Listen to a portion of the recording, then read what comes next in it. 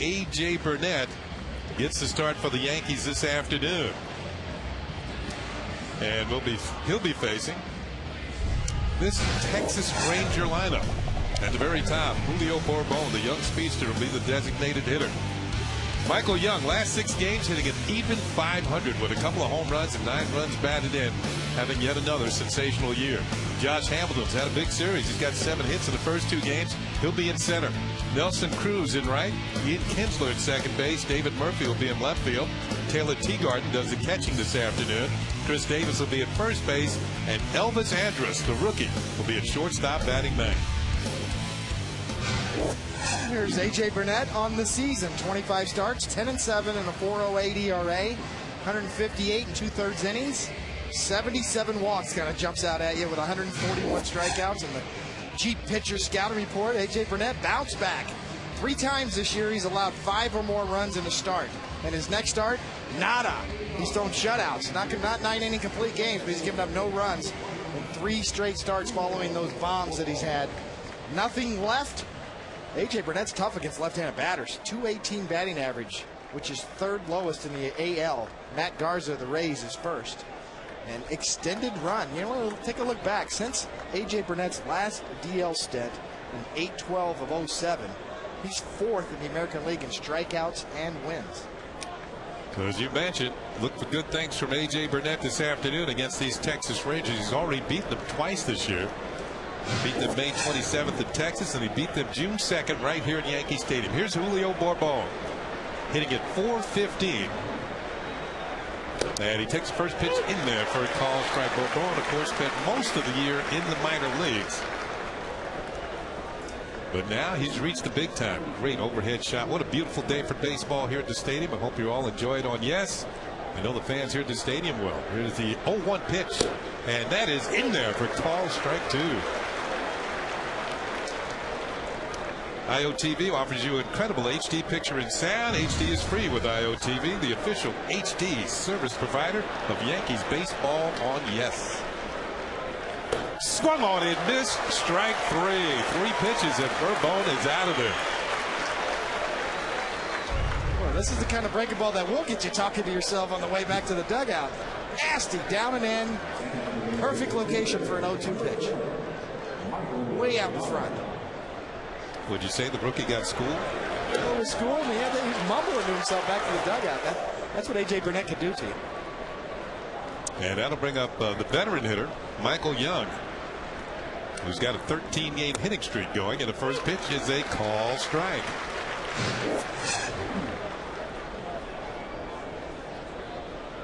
Good numbers for Michael Young out of the 2nd spot in the Rangers lineup. Ball is fouled off, and 5 pitches, 5 strikes for A.J. Burnett. It seems like he's dialed in. Well, the weather can't get much better than this. Let's check out the game time weather conditions presented by Bigelow Tea. 73 degrees, 54% humidity, 6 miles per hour with the wind, and a mix of sun and clouds. This is one of those days that makes you wish there were more day games. 0-2 pitch, and it's fouled off. 6 pitches, 6 strikes for A.J. Burnett. Like we're playing in San Diego today, Kenny. Perfect. 73. No humidity. Yeah, the thing about San Diego, that's the winter in January. That's the weather in January, too.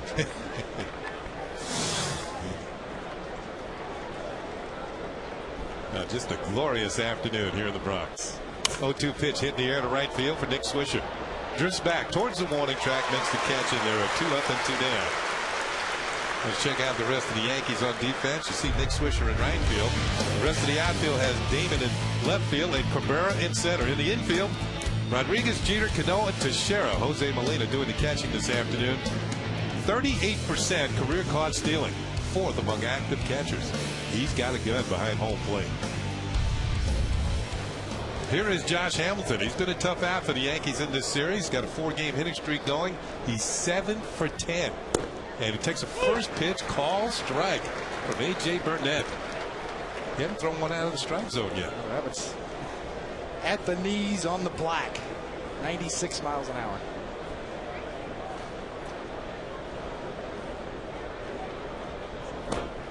That's his first ball of the afternoon. I didn't think he was going to throw all strikes, but it's 1-1. Turned over a little 90-mile-an-hour changeup there. You can see the 43 runs batted in for Hamilton having somewhat of an off year this year compared to last season. Pitches fouled off to the left and count is 1-2. Now here's a guy who had 95 runs batted in at the All-Star break a year ago, and then went on to lead the league in runs batted in with 130. Well, he spent some time on the DL early this year. Lately, he's been starting to pick up the pace, and this might be the tonic for what the Rangers need going down the stretch here, fighting for the wild card and the possibility of winning the Western Division. The 1-2 pitch, low and inside. The count levels off at 2 balls and 2 strikes. Let's check out the umpires while we have a chance here. Jim Reynolds calling balls and strike. Chuck Merriweather at first base. Laz Diaz will be at second. There's Laz and Randy Marsh, the crew chief, will be making the calls around at third base. 2 balls, 2 strikes to count on Josh Hamilton. Swung on and missed, strike 3, and a 12-pitch inning for A.J. Burnett, and I believe 11 of those pitches were strikes. Well, Hamilton is gone. So are the Rangers here in the first. The Yankees are coming to the plate.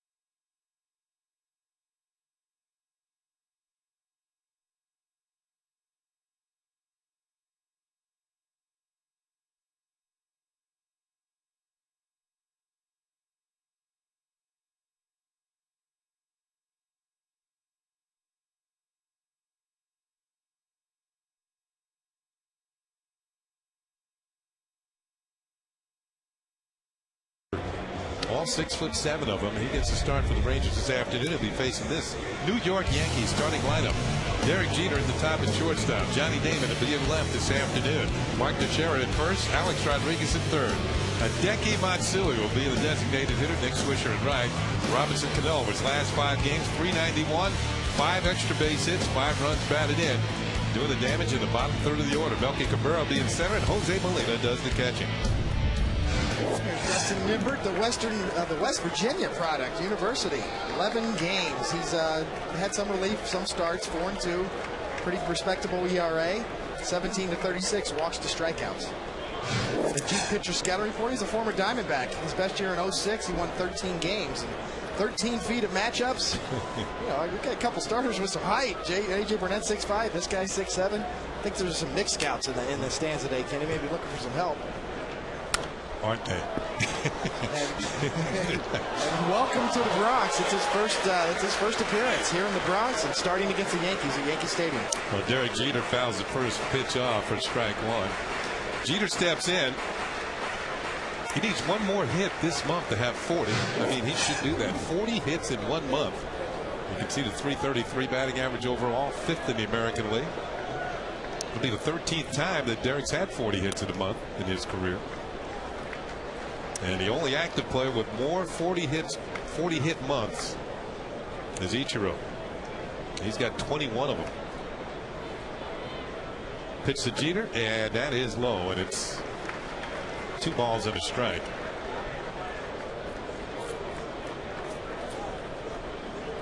And nobody has had more 40 hit months for the Yankees since Joe DiMaggio. Pitch is hit high but foul down the right field side. DiMaggio had 17 of them. 40 hits in a month. That's getting greedy. Isn't it? Because you usually get up 100, maybe 100, a few more at bats than 100 during the course of a month. Maybe Jeter gets more because he's leading off. But the fact is, you get 40 hits in a month, you're knocking out that 400 mark. That pitch is swung on and missed, strike 3. So that 40th hit's going to wait a little while as Jeter's a strikeout victim his first time up. Well, Dustin Mimbert's got good stuff. Mid-90s fastball right here, a little run to it, right on the inside corner and down. 94 miles an hour. the top with the swing, and it'll bring up Johnny Damon. And Johnny takes a pitch up high for ball one. Damon with that familiar open stance, but right at the very end, just before the pitch comes to the plate, as you can see what Johnny's done in the month of August. Had a good month, over 300 with 5 homers. Watch him close his stance up. There's a pitch, ball two. 2 balls and no strikes. Kenny, he wants to get both of his eyes on the pitcher, right? To get his vision, to be able to see the ball better. That's why you start open. And then he closes. And that pitch is low ball 3. So Nippert falls behind. 3 balls and no strikes.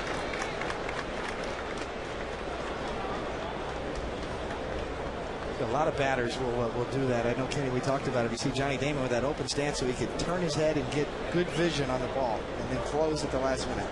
Taking all the way, and that's poured in there for a strike, and it's 3-1. And I have a slightly open stance, not to the extent of Johnny Damon's, but you're right about getting a good look. Then you slightly close that shoulder, and you try and drive the baseball. But Johnny Damon draws a 1-out walk here, so the Yankees have a runner on base. I guess it depends on which is your dominant eye. You know, something we didn't think about back in the day, but you know, nowadays, certainly a lot of hitting coaches are proponents of trying to get both eyes on the pitcher when you start. Here is Mark Teixeira. He scored a couple runs in this series, drove in 2 runs. Those 2 runs came in the last night's 7th inning. 2-run single. Now, if he had any elevation on it, it would have been a 3-run homer. The line drive off the wall in right field. Damon at first has stolen 9 bases. He's not been caught stealing this year. Not going. Pitch is on the way, and that is a ball. Mark Teixeira with the Rangers back in 05 had 144 RBIs. One of the best years of any all-time Ranger. And we noted in the pregame show he's got 95 now. I wonder how close he'll get to that this year.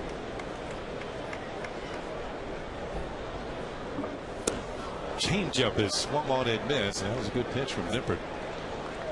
And it's a ball and a strike. This is probably his second best pitch. He's got a good fastball, throws a lot of changeups. He came into this game throwing 68% fastballs, averaging about 93 miles an hour. That changeup there, he throws about 15% of the time. You see Teixeira on the season, month by month. And he's got it in gear in May. Damon's on the move. The pitch is a ball. The throw to second hits Johnny Damon. And now he will have 10 stolen bases without being caught this year. Tremendous jump. And Nippert not especially quick to home. Johnny Damon running well. Throws up the line a bit, tailing. Ricochet up with Johnny's shin. Like Teagard, I knew he had the hustle, and the throw is offline. Damon looking towards center field. The ball is just to your left there, Johnny. 2 balls and a strike on Teixeira, runner in scoring position. And that hits the outside corner. It's 2-2.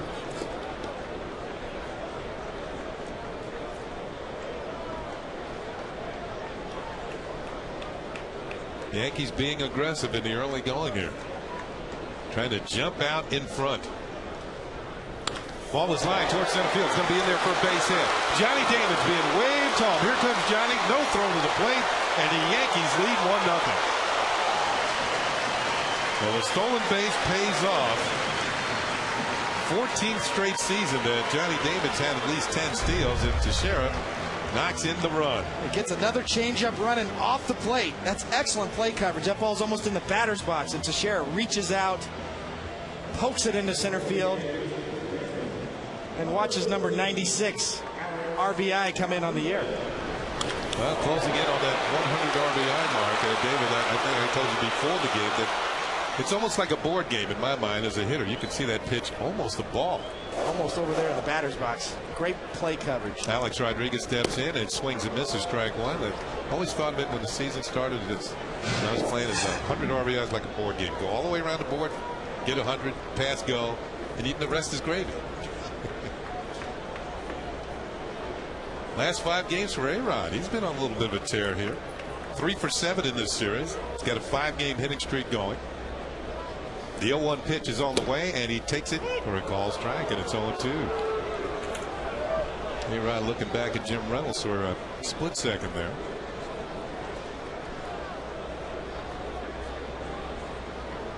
Yankees have jumped out in front here in the first inning. They lead at 1-0.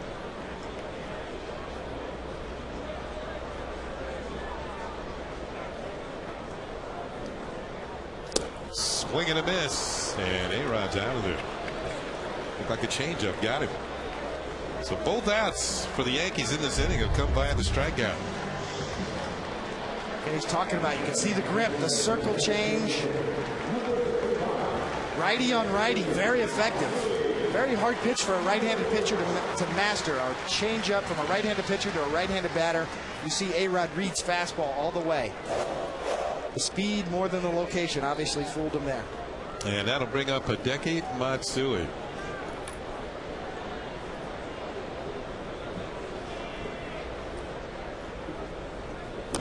A little number, and it's foul.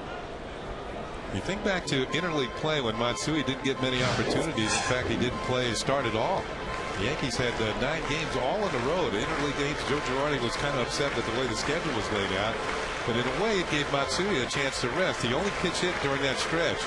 Since then, he's hit .304 with 13 home runs and 43 runs batted in 44 games. Since not being able to, maybe getting one at bat a game, if that, during that stretch of 9 straight games in National League cities. Pitch to Matsui, and that's a ball, and it's a ball and a strike. It's a really impressive effort when you consider the fact that Matsui is a complete ball player. He was a good outfielder when he played for the Yankees all those years. He's been in pain all year long, had his knee drained a couple of times. All he can do is DH, but yet he's really fought through it this year. Really an impressive effort by Matsui to get it going. 1-1 pitch misses inside. 2-1. Matsui in this series has been productive. He's 4 for 8, scored 3 runs and driven in 3. Kenny, I guess you know what you're talking about 100 RBIs. You had 3 of them. 3 years? 3 years. You had 1 year with 99. Well, that was tough. 1977, you had 99 RBIs. You know what happened that day? The last game got rained out. No. I'm not kidding you. 2-1 pitch. And that is ball 3. That was at Fenway Park. I mean, the RBIs are waiting to happen at Fenway Park. And even more so, the day before, he came up with runners at second and third. Don Zimmer's managing the Boston Red Sox. And he walked me to load the bases. Walked me intentionally. And Lee May's coming up, and he's got 99 RBIs. That pitch is a strike, and the count is now full. So I figured at least Lee's going to get hit into a double play. So Zim was right on the money. And we both got rained out the last day, and both ended up with 99 ribbies. Wow. Pretty good year, though. You finished 3rd in the MVP voting in the American League that year. Yeah. You know, one thing I always thought of, though, Cody, I got solace out of the fact they had 99 RBIs. I mean, 100 is easy. 99 is tough to do when you think about it. 3-2 pitch, runner on the move, and Matsui fouls it back to the screen. I don't think Teixeira's going to get stuck on 99 this year. No, I don't think so. He might get stuck on it today before he's done. Teixeira with the base hit, drives in a run, his 96th run batted into the season.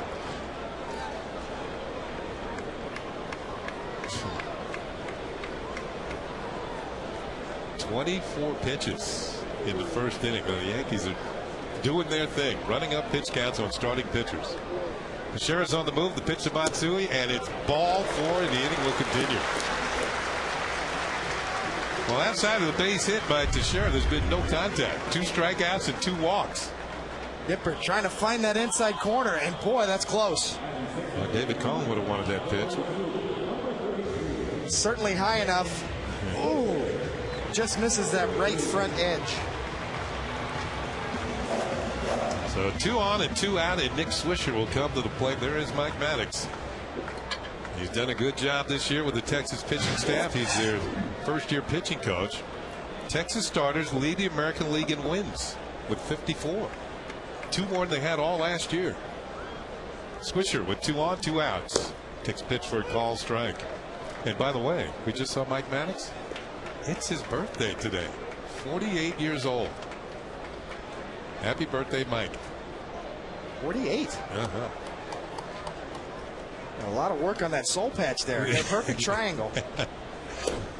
Next pitch is a ball. It's 1-1. Kenny, it's also my mother and father's wedding anniversary today. Oh, congratulations, Mr. and Mrs. Cohn.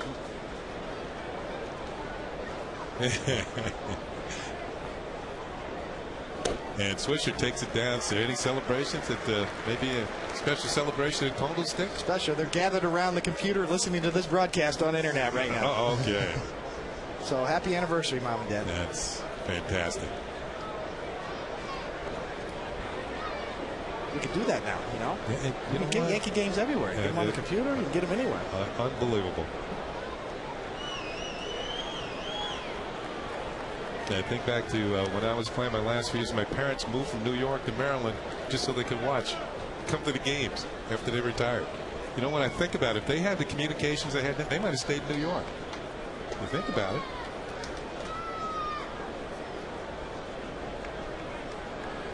I would have rather them closer, though. My mom lives 10 minutes away. You guys should have kept that house you and Branca shared growing up. 2-1 pitch, and it's low for ball 3. So Nippert's problems continue here in the first inning. Pitch count is climbing. He's one pitch away from loading the bases. 30th pitch of the inning coming up for Dustin Nippert. And Robinson Cano.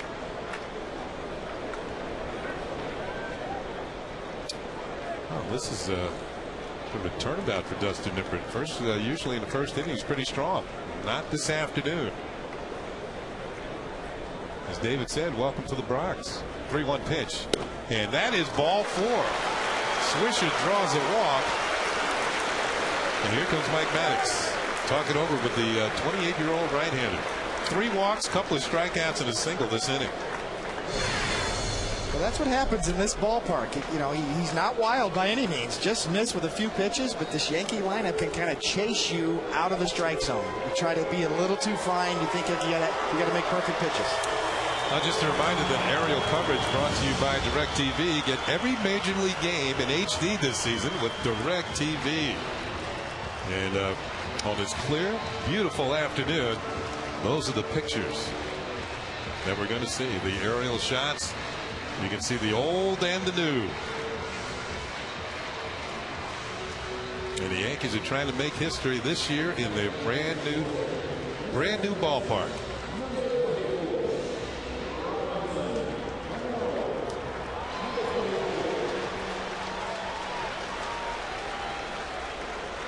Three walks for Nippert, ties his season high in base on balls. The game's not even finished yet. This is just the first inning.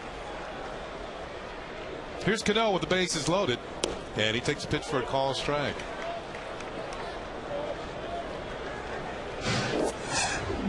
Now, David, this is before both our times, but Kevin Smolin was around, and he remembers the fact that the Yankees, when they moved into Yankee Stadium, they won the World Series the first year in. Back in the day when the Babe hit the first home run, and I bet you right out over here somewhere. That's where the Babe hit it. That's right. That's why they built that porch for the Babe. Bases loaded. 0-1 count on Cano. High and away, and it's 1-1. The Yankees so far, 1 run on 1 hit, but 3 base on balls have put Nippert in a big time jam. You saw Teixeira at third, Matsui at second, and Swisher at first.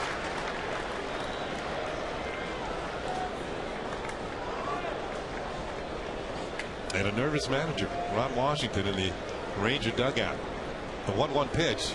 Cano fouls it back to the screen. Of course, the Rangers embroiled in a two-way race. 2.5 games behind the Red Sox for the wild card. But they're also just 5 games back of the Angels in the West. And when I looked at their schedule, the Rangers finished the season on the road.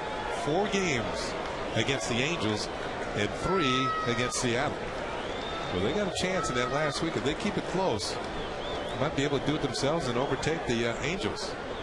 Cano fouls another pitch off. We just had a look at the wild card standings. with the Rangers 2.5 games behind the Boston Red Sox. The Yankees this year are 5-3 against Ron Washington's club. So the Yankees have ensured that they're going to win the season series.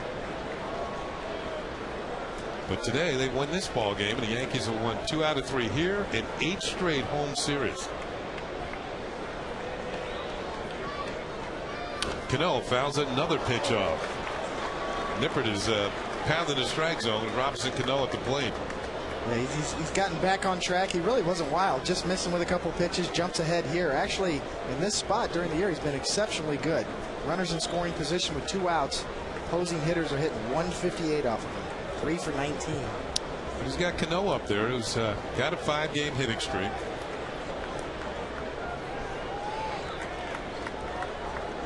And is 4 for 9 in this series against the Texas Rangers. Pitch is drilled towards left field. On the move is Murphy. He gets there and makes the catch. Cano's bid for an extra base hit leaves the bases loaded for the Yankees, but Johnny Damon drew a walk as the Yankees started building. Damon steals second, his 10th steal of the year, and then he scores on a base hit by Mark Teixeira, his 96th run batted end of the season.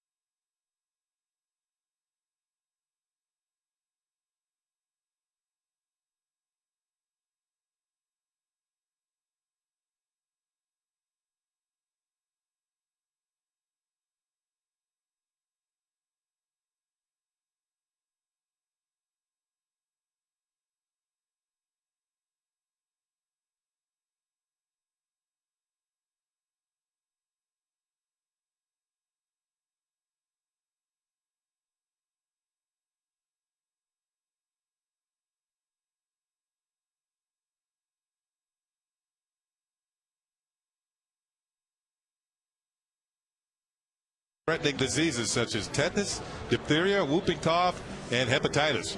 Join the New York Yankees and Lincoln Hospital to strike out childhood diseases. Get your child vaccinated on Thursday, September 3rd from 10 a.m. to 3 p.m. at Yankee Stadium's Banquet and Conference Center. Please enter at Gate 6. Call 718-579-5777 for more information. It's on to the second inning. A 20-minute rest for A.J. Burnett. And he's back dealing a strike, and it's in there. The Nelson Cruz leading off for the Rangers here in the second inning. Well, that looks like this is a day you can do just about anything. Take a boat ride, swing and a miss, and it's 0-2. Yeah, they got the radio on, listening to the ball game. A.J. Burnett's got a 1-0 lead. Got your feet up. That's you, Coney, isn't it? Oh, that'd be nice. The 0-2 pitch. You know what? You can have your laptop and watch the game. Absolutely. You got all kinds of options. That is unbelievable. Good day for shades. Jeter fan. Game's this way, young man. Turn around. 1-2 pitch to Cruz, and that just missed the corner. 2 balls and 2 strikes. A.J. Burnett had a 1-2-3 first inning. Picked up a couple of strikeouts. Looked very sharp. 10 out of 12 pitchers were strikes in the first inning. Came out smoking. Swing and a miss. Strike 3. Cruz is gone. 3 out of the 4 hitters that face A.J. Burnett have struck out. Well, this is just sharp and quick, and we've seen Cruz chase a little bit. If you can get good breaking stuff down and away, and you see the spiked breaking ball grip that A.J. Burnett features. Yeah, for those of you at home saying, I could have hit that. Maybe not. It just looks like a fastball until about halfway to home plate. Makes a left-hand turn. Here is Ian Kinsler, and he takes a breaking ball for a strike. Kinsler's a power hitter, 26 home runs, power hitting second baseman. But he's been having problems with right-handed pitchers this year. Pitches low and away, ball and a strike. Only .215 against righties. And he's been much more productive at home in Texas. His batting average on the road, Coney's under 200.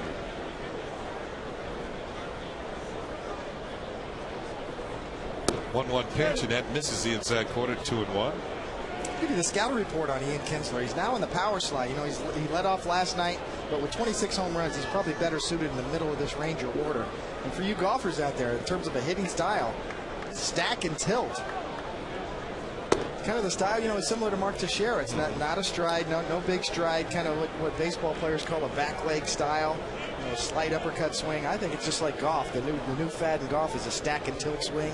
I think Kinsler has that. It generates a lot of power. And talk about second base elite. This guy's in a group with a lot of great second basemen around the league now.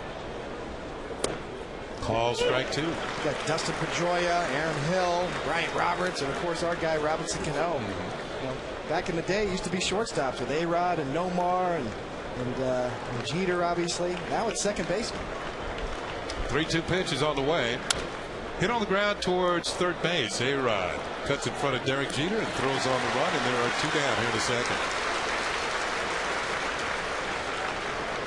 Ball not hit with much authority, and A-Rod used his range.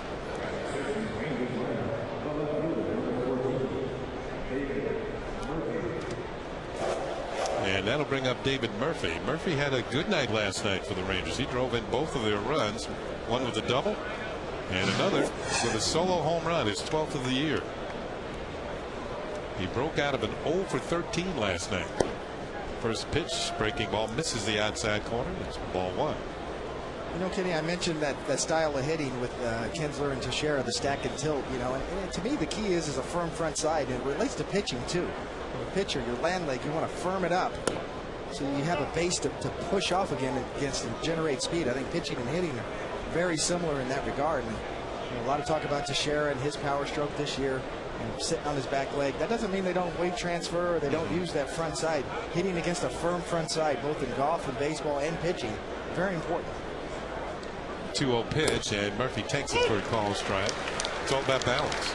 It's about balance, and you land with balance. And you know, some people say you need to land softly as a pitcher. I say you need to land against a firm front side. Certainly, you don't want a stiff front leg, but a little bit of bend. But I want it to be firm so that you can push off against a firm front side to generate arm speed.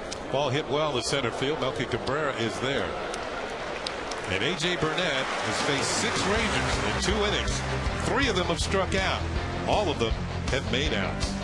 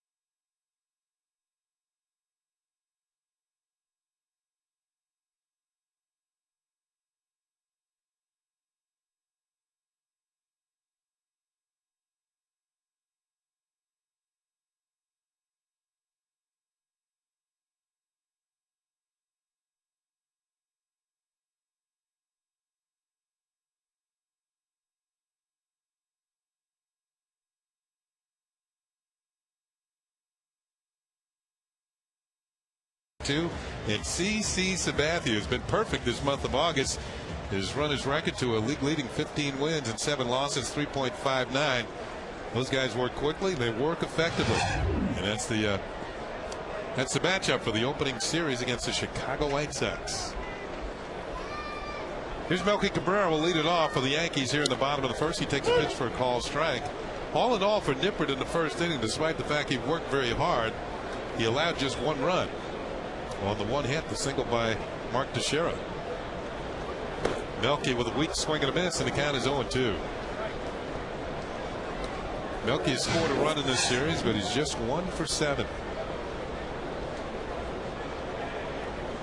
And there are his seasonal numbers: 11 homers. That represents a career high for Melky Cabrera. 0-2 pitch, hit on the ground. Nice stop by Michael Young. Now the throw, and it gets away from the first baseman Chris Davis, and Melky's going to be safe at first. They might give Melky a hit on this, and we'll check and see. Yeah, it's going to be a base hit. Degree of difficulty and Melky's speed factor in. You see Melky fighting off an 0-2 fastball that Nippert probably wished he would have got in a little more. And Michael Young, his first year at third base this year, makes a good pickup. Looks like Melky would have been safe either way. It's probably a good call on the hit. Nice pickup. That ball smoked down the line. Gets up. Kind of back legs that throw over there. One hops it, not in time. Yeah, and once again, Melky makes the call himself. He is safe. So a leadoff infield signal to bring up Jose Molina.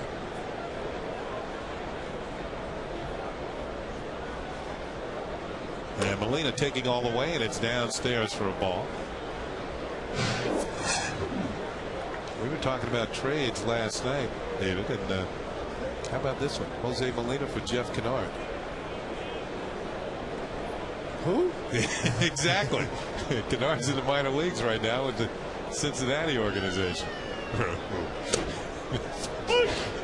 1-1 to Molina. The Yankees get a good, solid backup catcher who knows the league very well when they got it. Strong throwing arm. Deters the stolen base. We were a little worried about Posada last night coming out of that game with a finger and hand injury. Must be okay, or else the Yankees probably would have called up Cervelli as insurance. Because if Molina, goes down today, Posada must be good enough to catch in an emergency, or else we're going to find out if maybe Eric Hinsky can catch, or possibly Jerry Hairston might be the emergency catcher. But I'm sure Posada, if needed, probably could go back there. 1-1 pitch, and Molina takes a breaking ball upstairs for a ball. Posada last night, for those who missed it, bruised the ring finger on his left hand on a foul tip. And they're trying to rest him a bit here. It'd be interesting to see how many days or how many games he actually misses. He had the big hit in last night's game, a 3-run homer early in the game to put the Yankees in front. This ball's hit well to center field. Going back is Hamilton. He'll turn just before the warning track and make the catch. Or you pick it on the wrong part of the ballpark when you hit it that way.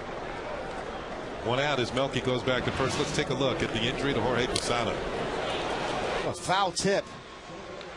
Snaps the glove back. Fingers and wrist. Jorge Posada's a tough guy. You hardly ever see him walk off the mound or walk off the field like that. So he obviously was in pain. So hopefully Jorge, who last night hit his 17th home run of the year, will be back in there quickly. Now to the top of the order. Derek Jeter was a strikeout victim in first. There goes Melky Cabrera. He's on the move. It's a curveball. The throw down to second is not in time. He's in there with a stolen base. Melky turns on the Jets for his 7th steal of the year. You got it right, Kenny. I mean, he picked the right pitch to go. A good jump. Nippert a little slow to home. A big, slow 76-mile-an-hour curveball. And Melky's easily in. So he's now in scoring position. The pitch was a ball to Derek Jeter. Pudge Rodriguez. Inside. Jeter has to jump back out of the way. 2 balls and no strikes. See this pitch for me, Kenny? That's a good pitch. That's the way you move. You make a hitter move his feet. No real danger of Jeter getting hit there, not wear up over his head. But you can see that ball's just inside the line of the batter's box. To me, that's good pitching. Yeah, but you better make a better pitch here, 2-0, because this is when hitters start to load up. 2 balls and no strikes. Yeah, you can move them off the plate, but better come back with a good pitch over the outside corner.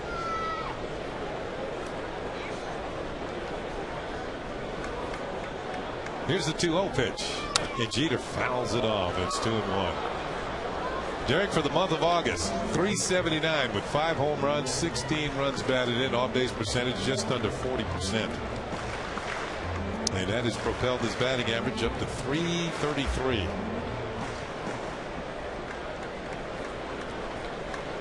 Leadoff hitter supposed to score runs, and Derek has scored 15 in his last 15 games. Next pitch. Hit on the ground towards short for Andrus. On the play, Melky Cabrera is going to go to third, but there are 2 outs. As Jeter is out number 2. Fans, you'll never miss another game again now that Yankee fans can watch live Yes Network games on their PCs and laptops. If you're a Verizon Fios TV customer with Fios Internet who watches Yes, log on to YesNetwork.com, Yankees.com, or Verizon.net/Yes. Get more information and sign up for your subscription today. That's what you're talking about, out on the boat, watching the game on your laptop. How perfect can that be? Here's Damon, who drew a walk, scored the only run of the ball game. That was last inning. Takes a breaking ball low inside. Good stop by Teagarden. Johnny also had a stolen base, his 10th of the year. Scored another run. Leads the Yankees in that department. Scored 89 runs. He's among the league leaders. So is Jeter. So is Cano in that category. The Yankees have regained the lead in run scoring in the American League. And that is a call strike, 1-1. They have 1 more run scored than the Los Angeles Angels of Anaheim. 7-14 to 7-13.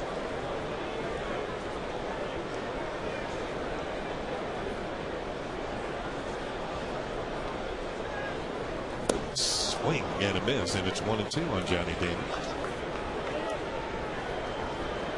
Ripper's got a good changeup. He's mixing a couple of more curveballs, but his second best pitch is his changeup. He's used it more often.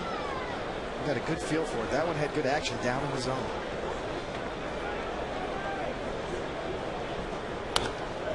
Ball was blooped in the air. It could be a tough play, and Michael Young cannot make the play. Not enough airtime on that foul ball off the bat of Johnny Damon. I don't believe he did not break his bat on this.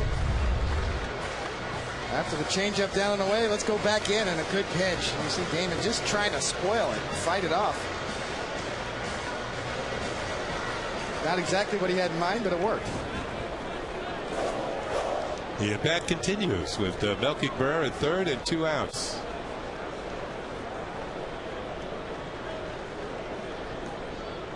Ball is drilled down the right field line, has the distance, but not the direction. It's foul.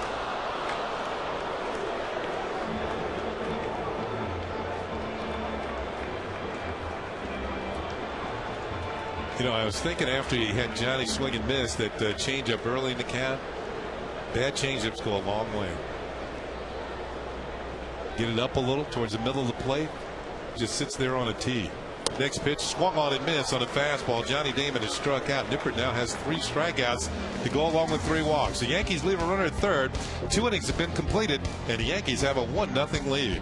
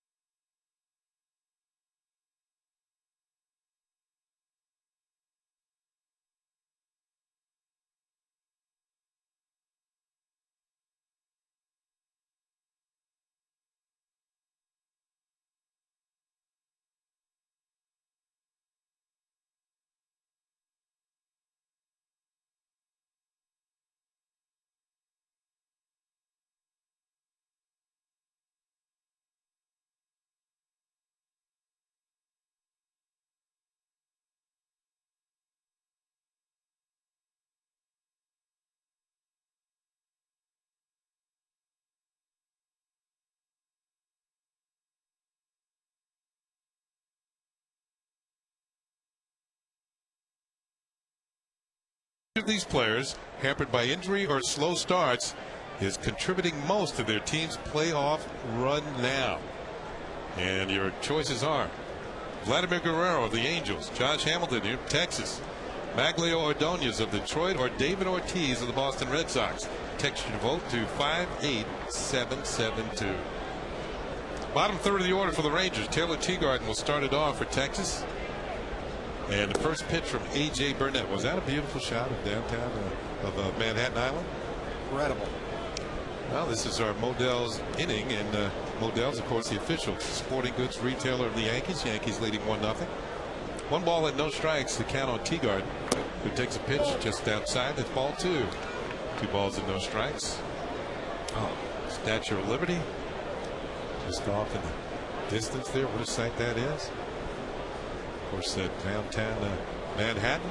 Right over that way is where they're playing the golf tournament too this week at the PGA at Liberty National.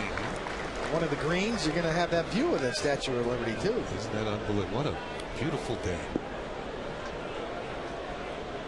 And of course, you can see Central Park coming into view. Big lake at Central Park. At Central Park, 843 acres. Comprises about 6% of Manhattan Island. 2-2. 2-2 on Teagarden. He'll be followed by Davis and Andrus for the Rangers here in the top of the third. Swing and a miss. Strike 3. 4th strikeout. All swinging for A.J. Burnett. You know, a lot of times you wonder when you see pitches like this, why did he swing at that? Because it was nasty. It looks like it's for fastball right on the outside corner at the last minute. It just dives down and away. And, you know, it's easy to sit at home and go, hey, Harry Carey, how can he swing at that? Yeah. I'll tell you what, A.J. Burnett's nasty today. Hey, grab a bat, Harry. Here's Chris Davis, the first baseman. Davis fouls a pitch off strike 1. Remember Harry Carey doing that? I remember hearing him do that a lot. Popped him up. How can he swing at that pitch?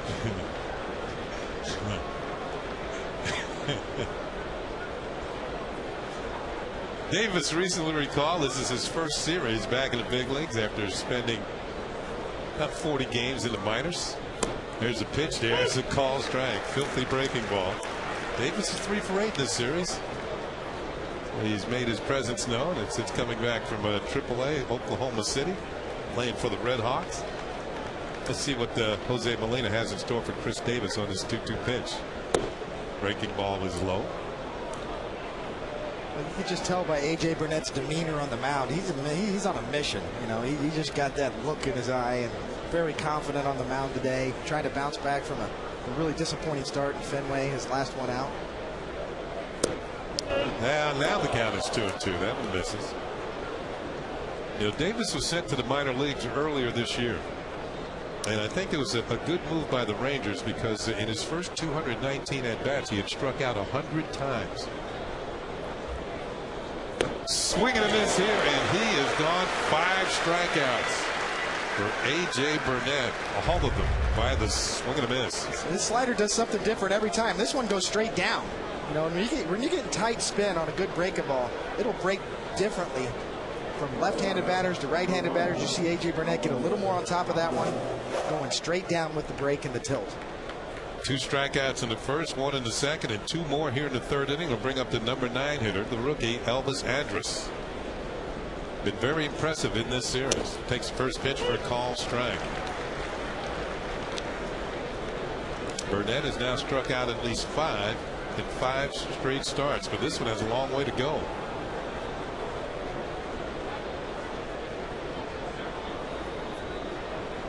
The 0-1 pitch. Just outside, man. That glove pop.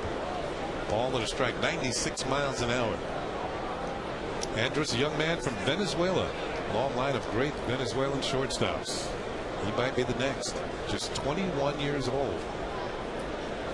You think about Omar Vizquel, who's now a teammate of his near the end of his career. He's sort of like a mentor for Andrus. And you think of others. Hall of Famer Luis Aparicio, David Concepcion, and you go all the way back to Chico Carrasquel. Yeah, for me, Omar Vizquel is a Hall of Famer. I played against him, did battle with him. He was tough, not only defensively a Gold Glover, but offensively too. 2-1 pitch. And that's a call strike. Andrews thought it was inside. 2-2.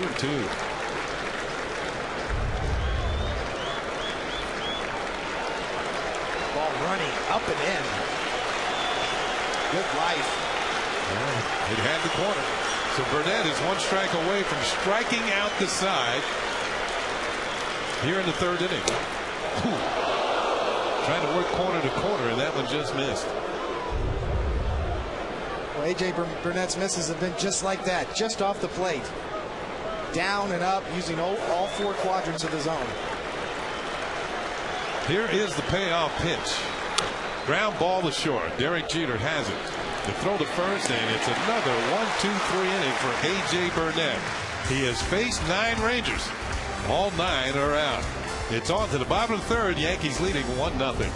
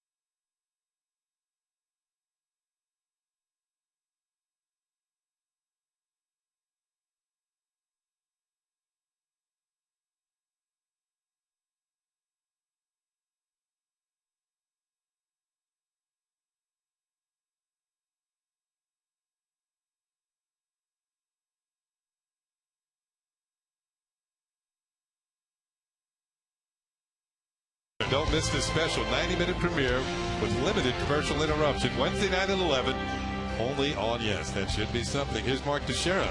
Been something just about all season long. Teixeira takes a pitch outside, ball 1, had a single and a run batted in the 1st inning. On our Modell scoreboard, Yankees leading at 1-0. Modell's the official sporting goods retailer of the Yankees. 1-0 pitch, and there's the call strike. 1-1.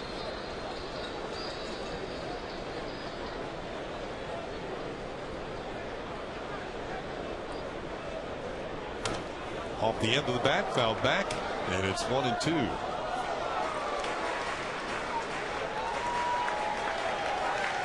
In case you were wondering, Kenny, I did a little research. Dustin Nippert, kind of a unique last name. He is not the first Nippert in the big leagues. There was a guy named Merlin Nippert that pitched 10 days for the Red Sox back in 1962. So Dustin is the 2nd big league Nippert, in case you were wondering. You know, you think of I think of Al Nippert of the Boston Red Sox, who actually hit my last major league home run off him. Ball is hit towards the middle from the outfield grass. Kinsler is going to throw the first in time to get to Sharon. 1 down here in the 3rd. Well, Kinsler, who was playing back on the grass, ranged to his right, made a nice play. He did. We talked about the wealth of great second basemen now in the game, and Ian Kinsler can do it on the defensive end as well. Talked about his power, 26 home runs, good range, throwing on the run. Nice play.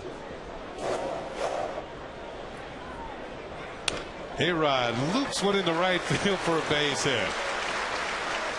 Strong enough, even though he got jammed, and he's on with 1 out. Picking on the first pitch fastball. Running up and in, probably a ball. What you call fight it off. Get off of me. And it does, and it lands in for a hit. And with A-Rod getting this one-out single to bring up Hideki Matsui. There's the captain. And it's one of those days you need your sunglasses. Especially when you got a bright future. A-Rod wants the signs again from third base coach Robbie Thompson. Speaking of Matsui, 23 home runs and 68 runs batted in as a designated hitter this year. Swings at the first pitch, fouls it back just below us, and it's out of play. Matsui is tied with Jim Thome for the most home runs as a DH with the 23, and he's third in runs batted in behind Thome and David Ortiz. They both have 72. Well, you see the defensive alignment in the outfield for the Rangers. Hamilton in center, very shallow and shaded to pull, and Nelson Cruz in right field deep and playing to pull too.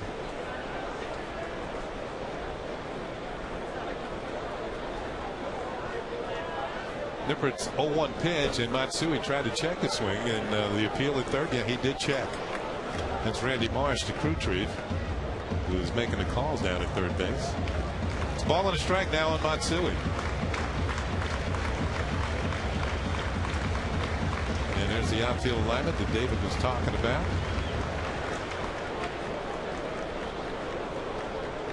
It's amazing how they prepare the fields now. And you saw that checkerboard pattern for the outfield, the grass in the infield and the outfield. Just beautiful. I think back to the days when I was playing in some outfields where the outfielders used to stand. There was no grass. I mean, just worn out spots. You got to give credit to the Yankee grounds crew. You know, in a new stadium this year, getting this ballpark ready. The playing conditions on the field have been outstanding this year. The Dan Cunningham and his crew.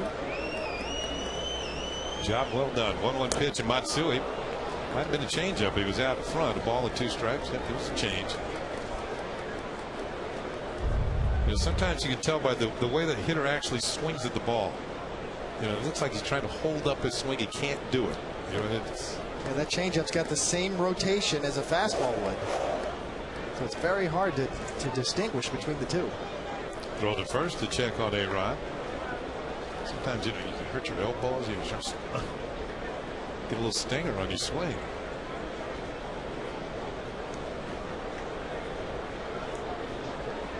Matsui down on the count, a ball and 2 strikes.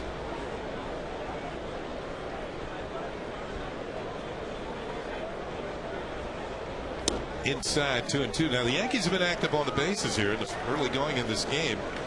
Both Melky Cabrera and Johnny Damon have picked up stolen bases. For Johnny his 10th, and for Melky his 7th. There is a major deterrent in the dugout. Clutch Rodriguez, he's not playing this afternoon. It's Taylor Teagard, who is the #1 catcher. A-Rod not going. The pitch is high and the count is full. So on this 3-2 pitch, you would expect him to be on the move.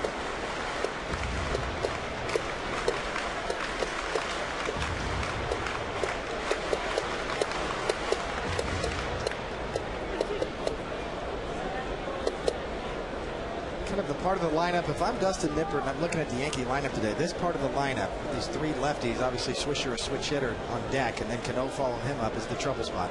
A-Rod goes, and the pitch looked like a changeup. The ball 4. A couple of things there. 3-2 changeup. Yeah, maybe he's trying to fool the hitter, because even if it's a strike, they're not going to throw out A-Rod. So a walk on the changeup, and it puts 2 runners on with 1 out. Second time that Matsui has drawn a walk. You know, the reason I say that, Kenny, is because, you know, Teixeira's, you're going to try to pitch around him, and A-Rod as well, even though Nippert's a right-handed batter, or right-handed pitcher rather. So you got to figure that you're going to be careful with Teixeira and A-Rod, and now you get to Matsui, Swisher, and Cano. And now, as you see, Swisher comes up first and second after a walk to Matsui. You know, Cano on deck. I mean, there's no break in this lineup. Yeah, things are starting to boil. Now you get a couple men on base. The water's starting to get hot, and the Yankees look like they're ready to tee him up. Pitch the Swisher's in there for a strike. Swisher drew a walk in the first inning.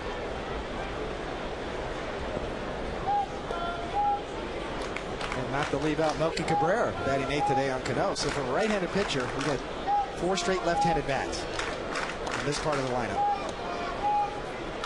0-1 pitch is popped up. This is to the left side of the infield. Andres, the shortstop, is there, and he puts it away for out number 2. So the runners do not move, and they'll leave it up to Robinson Cano. Cano came up with the bases loaded in the first inning and hit a rocket to left field that was flagged down by David Murphy. Cano, a member of the 20 home run club on the Yankees. The Yankees have 6 players with 20 or more homers.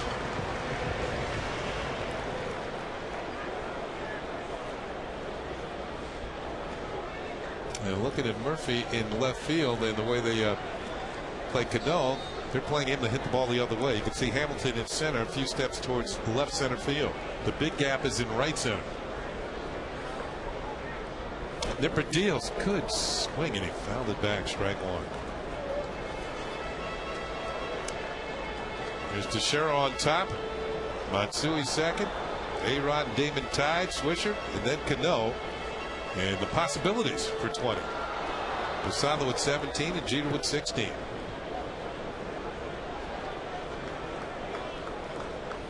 There's a lot of home runs. The Yankees might be threatening their team record when we get into the latter stages of September, set by the 2004 Yankees. High for a ball, 1-1, and if you're wondering what that number is, it's 242 home runs. You know, Kenny, we mentioned it the first night. With the Yankees, not only is it those home run numbers, but they also have the best strikeout to walk ratio offensively, meaning that they walk a lot and they don't strike out a lot, and they hit a lot of home runs. That's a devastating combination for any pitcher to face.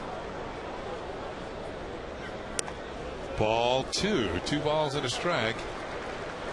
You're right, Nippert likes to use that changeup. Predominantly a fastball changeup guy, has mixed in a few curveballs, but coming into this game, he was a 68% fastballs on the year and 10% curveballs, 15% changeup. So that tells me that his curveball is his 3rd best pitch.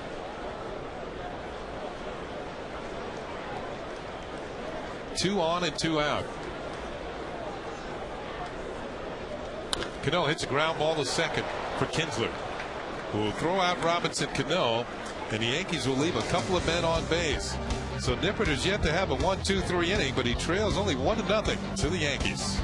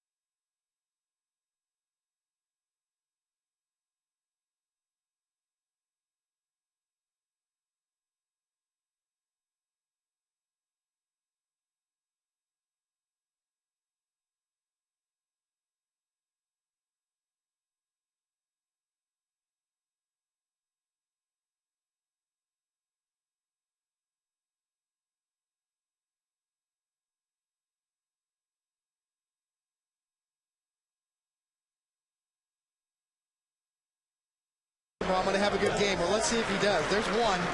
There's another one. Ooh. There's a third. Nasty. Just for good measure. 5 strikeouts, all on breaking balls, and they all had different tilt and different break to them. definitely got a good one today. Oof.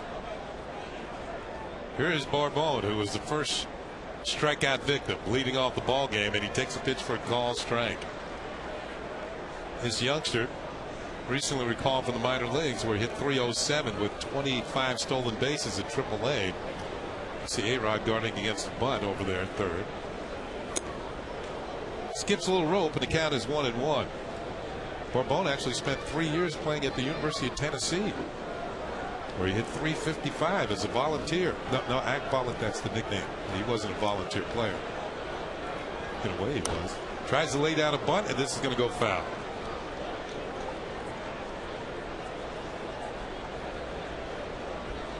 And at .355 represents 3 years of play in the Southeast Conference. So he pretty good college career.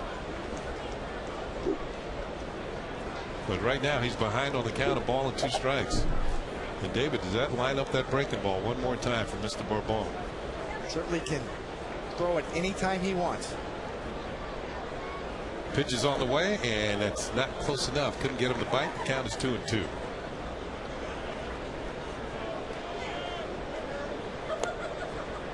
Molina, even though it goes unnoticed, but just a great block of that pitch, just in case Bourbon swung at it. Those breaking balls down in the third. He anticipates them so well.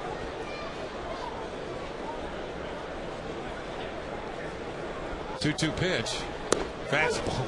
Strike 3 call. Bourbon may be looking for the hook. He gets the express instead. But when you throw that hard and you can reach out and hit it at knee high, and a great frame job gets the call. Might have been just off the plate, but this is what Molina does for you. The way he catches that ball, waits till the last minute, holds it right there. We got to get some sabermetrics on catchers and framing. See how many strikes they steal throughout the course of a year.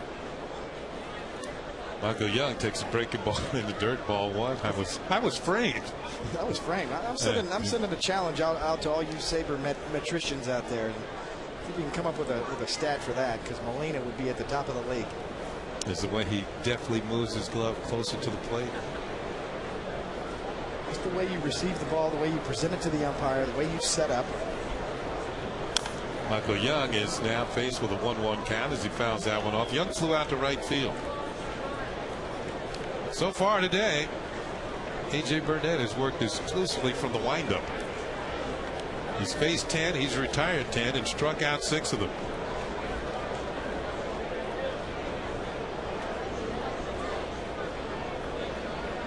One pitch is fouled off, and the count is 1-2.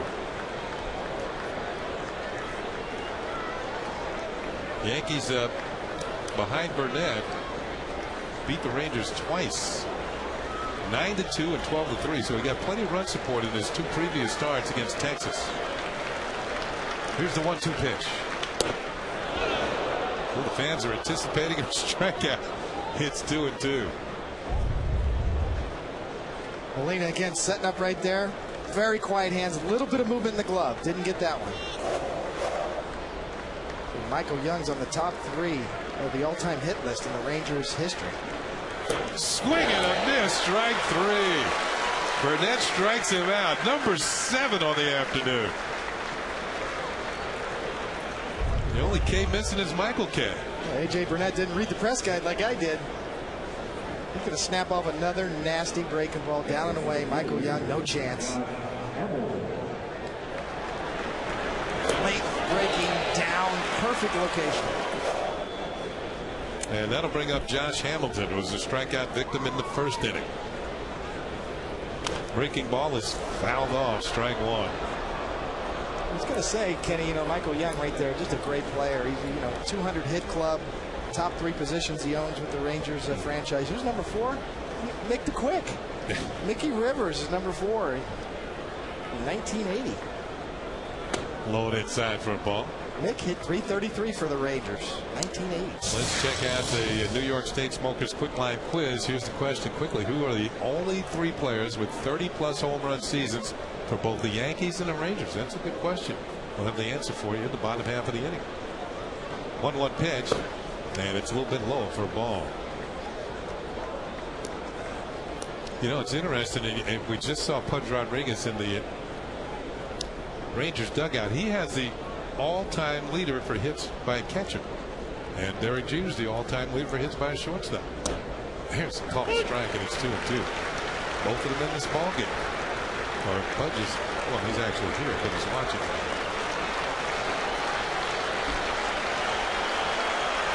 2 balls and 2 strikes. Well, the fans are getting into this one. 2-2 pitch. Didn't get the call, and the count is full at 3-2. 95-mile-an-hour fastball. Well, this is when you know your mechanics are good. When you're throwing this hard and you're able to reach out there and go cheese at the knees. Almost gets the call. Molina does a good job right there. Hold it right there. Boy, I tell you what, that's close. Yeah, that was close. Well, here's the payoff pitch to Hamilton. And it's low and inside, and he draws a walk. He is the first Rangers base runner. The toughest thing to do, Kenny, you know, you overthrew that breaking ball right there, but we'll go sequence here as AJ's really reaching out there. Breaking ball, first pitch for strike, fouled off, down and in, kind of overthrew it a little bit. Down, missing down, looked like a changeup right there, rarely. That's the one. You can reach out with that four-seamer down like that, just missing. That's when you know your mechanics are good on the fastball, even though he lost him on the 3-2 slider. So he retired 11 in a row to start the ball game. First time this afternoon that he's going to work from the stretch. A.J. Burnett to Nelson Cruz. Foul at the plate at strike 1. Cruz struck out leading off the second inning. A little hitch in his get along as he fouled that one off the foot.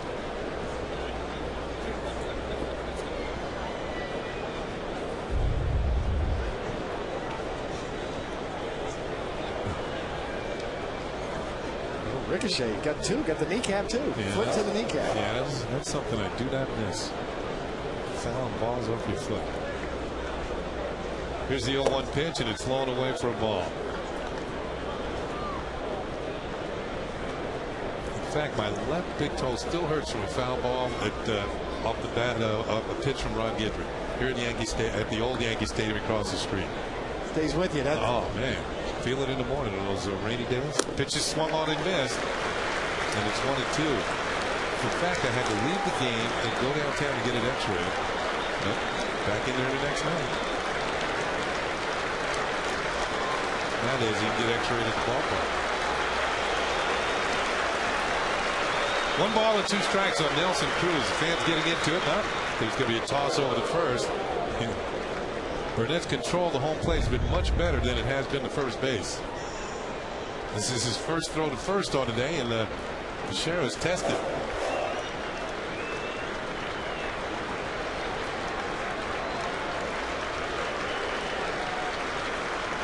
One-two pitch. Foul back. Got the mask of Jim Reynolds. Count to 3. He's okay.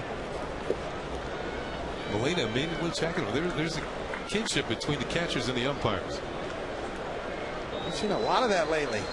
Foul tip straight back off the catcher's mask, off the umpires. We've seen some umpires go down. Cross up the other day. Saw one umpire get hit in the chest and go down. There were 3 home plate umpires in the game in Toronto last night. 2 knocked out because of injury. His pitch is fouled off. Tom Hallian, I think. He was one.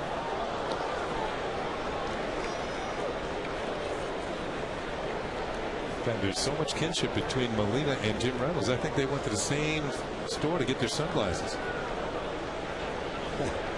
Might have to bring back the old outside chest protectors for the umpires. There's Molina's glasses. The 1-2 pitch. Low and away. Good stop by Molina. Remember, this is just a 1-0 ball game. Yankees in front. And there's a look at the sunglasses that Reynolds is sporting this afternoon. A.J. Burnett's been plenty tough. 7 strikeouts. Well, that's what Molina does so well. Soft hands. He gets his body in position to block it, but at the same time he can still pick it because he has great hands as well.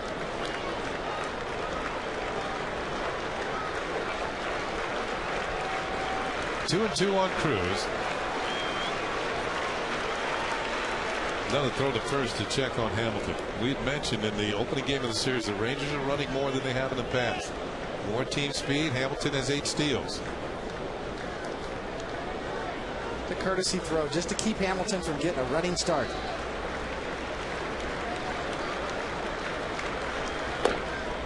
Not close enough to get Cruz to chase, and the count is run full at 3-2, and that will set Hamilton in motion with 2 outs. On deck is Ian Kinsler.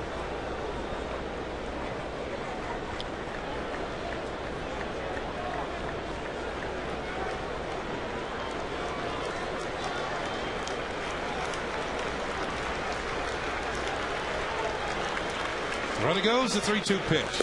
And it's outside, ball 4. Cruz has drawn a walk. So after 2 strikeouts, back-to-back base on balls will move the tying run to second, the go-ahead run to first, and it'll bring up Ian Kinsler. And Molina's just go out and slow things down. Sometimes you work the counts deep when you got really good stuff out there, and as AJ Burnett does, a good fastball. Great breaking ball today. You kind of try to get into that strikeout mode. Maybe you get a little too fine in certain situations. Certainly not wild. 2 straight walks, but all the pitches were very close. And he almost got in a position there with Cruz, having seen him chase breaking balls throughout the first 2 games of the series. Tried to get him on 3-2, and to Cruz's credit, he laid off. So with 2 on, 2 outs to bring up Kinsler.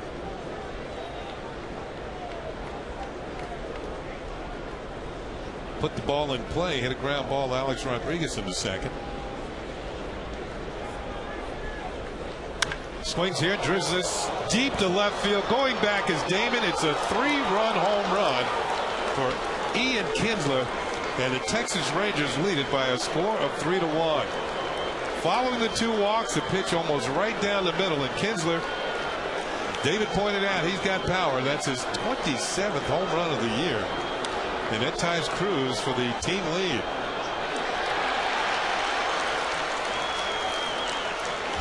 A good job by Kinsler after 2 straight walks. A fastball right there down the middle, belt high, and he does not miss it. AJ knows the head goes down. That's stack and tilt. See that lean back, almost a reverse C, no stride. Slight uppercut. Generates a lot of power. Well, there's the danger following a base on balls. You know, you have to regain the strike zone, and sometimes pitchers find too much of the plate. Kinsler didn't waste any time. Look at first pitch fastball and got it.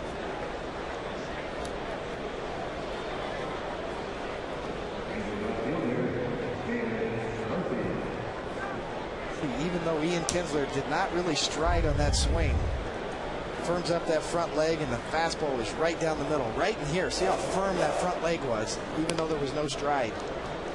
Hitting against that firm front side generates a lot of bat speed. Here's David Murphy, who flied out to center.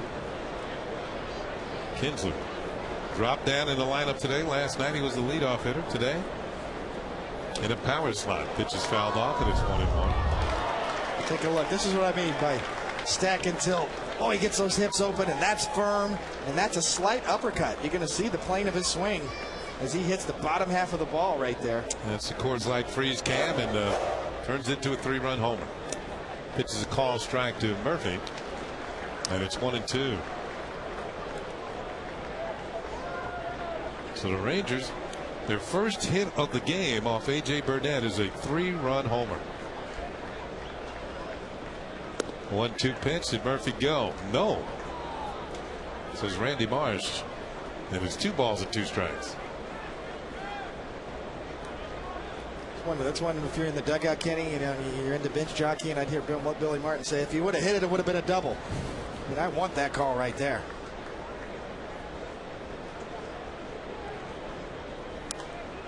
Murphy spoils one. The count holds it 2-2.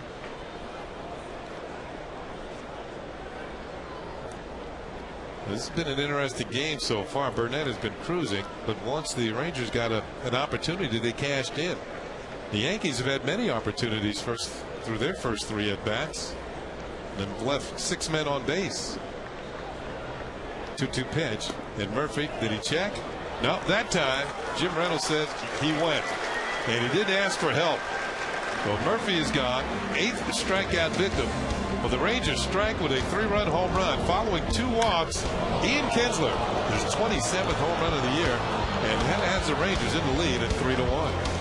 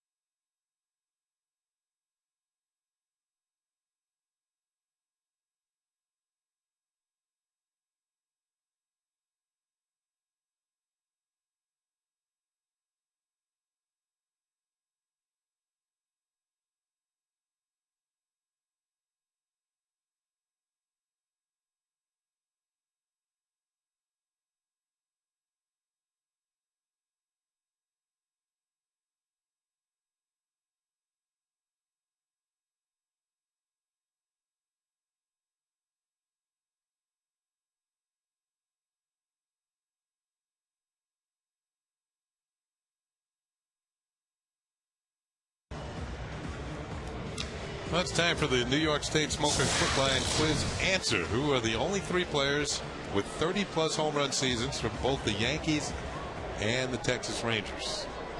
And the answer: Mark Teixeira, Alex Rodriguez, and Alfonso Soriano. Forgot about Alfonso. I had Tex and A-Rod.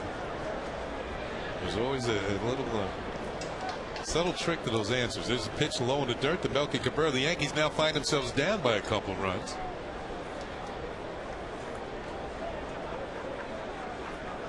A 2-out, 3-run home run by Ian Kinsler has Texas out in front. The 1-0 pitch to Melky Cabrera. Curveball is high ball too.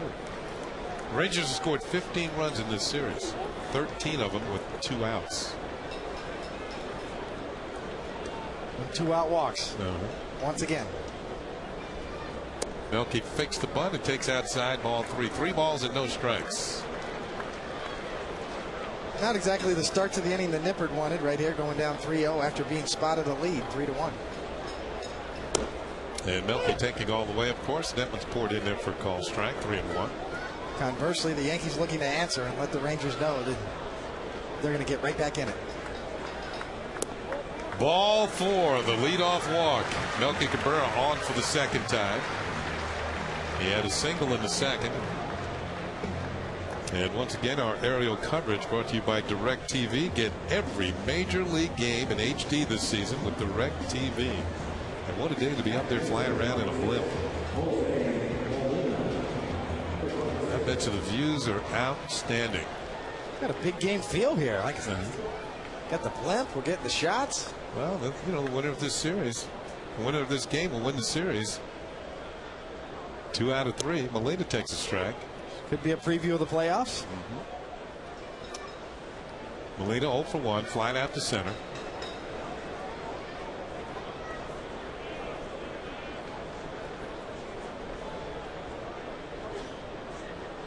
Cabrera had a steal last time. Let's see if he's in motion this time.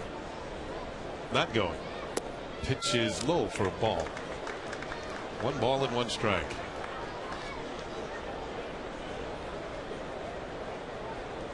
Interesting to see if Joe Girardi here tries to maybe get something going here. A little hit and run. Molina can shoot the ball the other way. Melky on the base pass. Rangers in the outfield are playing him to hit the ball the other way. Pitch is hit hard, but he pulled it foul. It's 1 hop over the tarp, one of those tough souvenirs. Kansas copyrighted telecast is presented by the authority of the New York Yankees and may not be reproduced or retransmitted in any form. Any accounts and descriptions of this game may not be disseminated without the express written consent of the New York Yankees.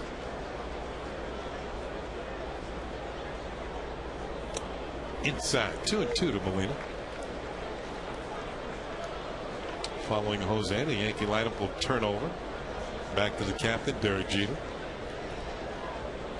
Dustin Nippert, his first ever start against the New York Yankees. He's thrown 80 pitches thus far, not a particularly good ball strike ratio.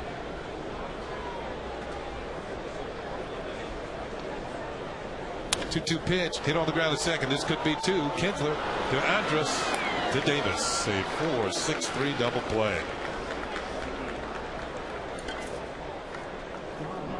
Well, Nippert gets the help via the double play ball.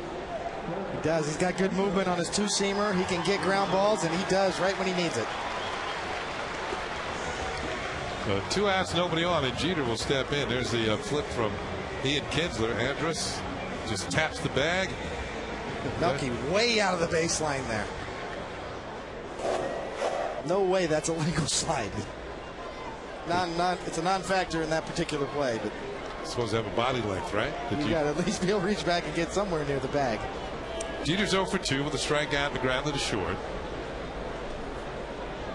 And the first pitch is maybe low, maybe outside. You know, obviously the play doesn't mean a lot, but when you veer that far off to go after Andrus, who's got great range and is trying to get out of the way, if that play had meaning on it, Melky Cabrera would have been flagged on that. Ball and a strike on Jeter as he nubs one foul near the home plate area.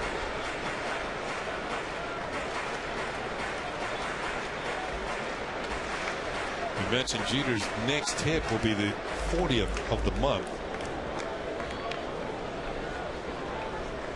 And the only active player with more 40 hit months is Ichiro. He has 21 of them in his career. Here's the pitch, and Jeter takes low and away. That pitch was in the dirt. 2 balls and a strike. And Jolton Joe DiMaggio, Hall of Famer. The only Yankee with more than Derek Jeter. 17 of them.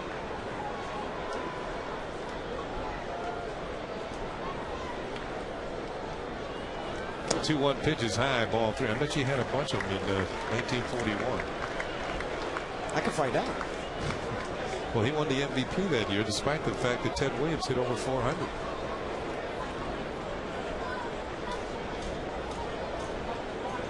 He put together a 56-game hitting streak. 3-1 pitch, and that is high for ball 4. So Jeter draws a 2-out walk, and that'll set up Johnny Damon. Fans celebrate the inaugural season of Yankee Stadium on Labor Day, Monday. That's September 7th, when the Yankees take on the Rays. The first 18,000 fans, 21 and older, will receive a hand sanitizer keychain courtesy of New York Presbyterian. For tickets, log on to Yankees.com, visit Yankee Stadium ticket window, Yankee Club shops, or call Ticketmaster 877-469-9849. Jeter at first, Damon at the plate. And the first pitch is outside, ball 1. Damon's had a no contact afternoon. He's walked and he's also struck out. Excuse me, Kenny. DiMaggio's numbers are just ridiculous. I mean, when you look at them, just ridiculous numbers. Is that for 41 or just, well, throughout his career, basically? Throughout his career. I mean, you pick a season. It's just unbelievable. 1941, 125 RBIs, hit 357. 5 times in his career he had an OPS of over 1,000 for you sabermetricians out there. On base percentage plus slugging. High, ball 2 to David. The 6 walks handed out by Nippert. That's a career high. And really that's been his problem today, the base on balls. He's had at least 1 walk in every inning except the second.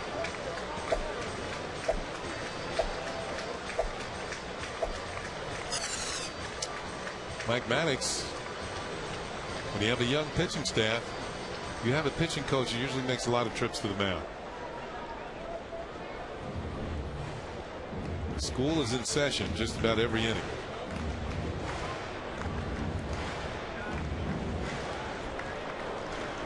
Yankees have pushed him up to 88 pitches here in the bottom of the 4th. 2-0 on Damon. He represents a tying run at the plate, swings and misses on a changeup, and it's 2-1. That is the equalizer. And I've mentioned this before. If you got a youngster out there and you want him to pitch and teach him how to throw a changeup properly. Damon takes high and away, another changeup, and the count is 3 balls and a strike. Now here's a good note on Joe DiMaggio. He had more home runs than strikeouts in 7 of his 13 seasons. That is not easy to do. Not chasing that slider, is it? No, he's 3-1 pitch to Damon, and it's another changeup, and it's in there for a strike. 3 in a row.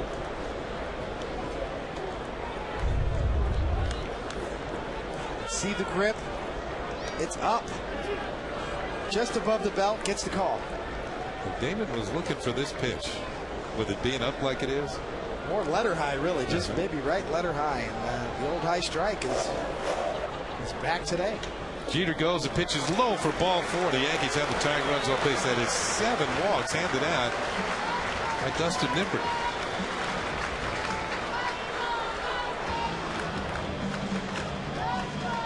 Well, that's just what happens. You know, Dustin Nippert's got good control.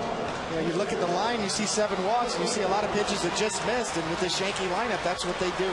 They scare you out of the strike zone. You feel like you got to be perfect and make perfect pitches all day long. Next thing you know, you find yourself with 90 pitches in the bottom of the fourth. Teixeira had a base hit and run batted into the first inning. He also grounded out to second in the third. 1 for 2, 2 men on, and a timeout is called. And I think this has something to do with the signs, because the shortstop Andrus is going to come in and add his 2 cents. Give a little time for the Rangers to get their bullpen going as well, even though there's 2 outs here in the bottom of the fourth.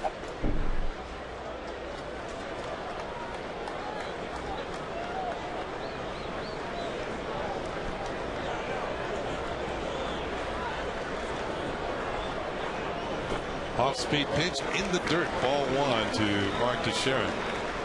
The way Nippert's pitching all afternoon, falling behind on counts, walking batters. Jason Grilly's warming up in the Texas Rangers bullpen in left center field. That's the overhead view from the blimp. Days like this, sometimes you don't get the best defensive plays. I mean, the fielders are standing out there waiting for you to throw strikes. Just not happening. The 1-0 pitch, and Teixeira drives one deep down the left field line, but foul. And it's a ball and a strike.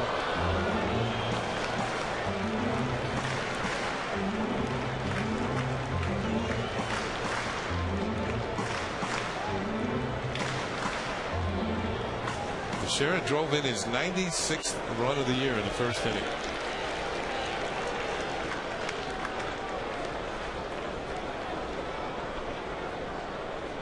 The 1-1 pitch is over the inside corner for a strike.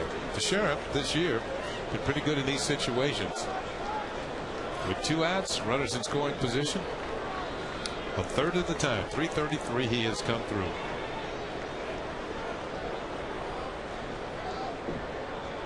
One-two pitch, and he checks his swing, fouls it off.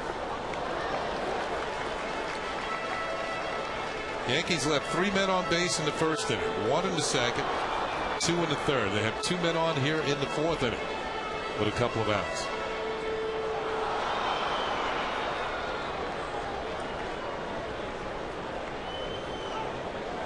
They're looking for the right man at the right time.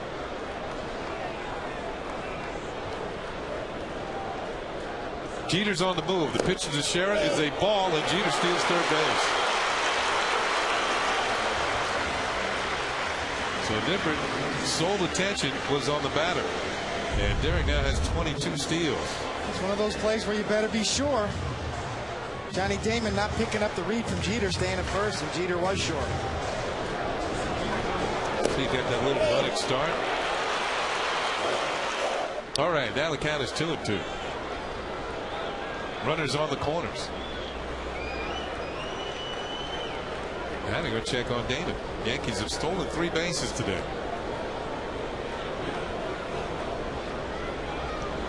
And what this does, it brings Chris Davis over the first to hold Damon on. It opens up the right side a little bit.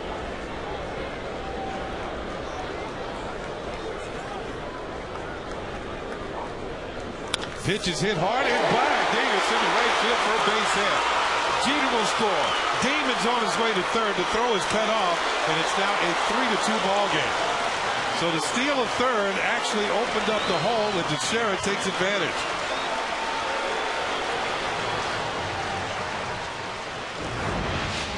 We'll go to the sequence here. First pitch curveball down. Changeup fouled off. Good fastball in the inside corner. Another fastball, check swing. Curveball just misses. Jeter steals third, and as Kenny said, now the hole's open. Sheriff finds the hole, and another RBI. His 97th of the year, and that's going to be the last pitch thrown by Dustin Nippert. He is now out of the ball game. Yankees are trailing by a score of 3-2. Jason Grilly coming into the ball game with A-Rod coming to the plate.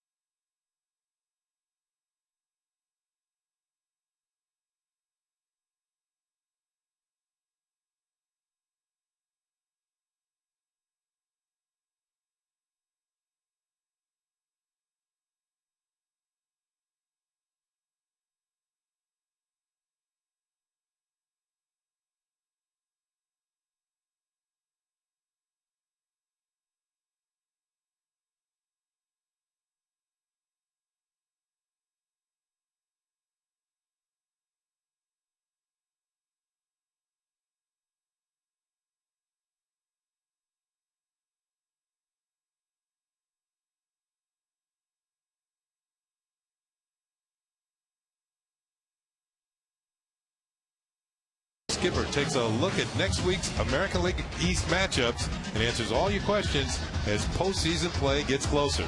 It's an all-new Joe Girardi show Sunday at 5, only on Yes. Well, the Rangers go to the bullpen, and his call to the bullpen is brought to you by AT&T. Your world delivered. Jason Grilli comes out of the pen. Yankees have runners on the corners with 2 men out. Alex Rodriguez will come to the plate. Now, Grilli actually pitched in the first game of the series. Faced only 2 batters. Was charged with 2 runs, a hit, and a walk. As both of those runners eventually came around to score. Did not record an out. Pitch to A-Rod. Breaking ball is in there for a called strike.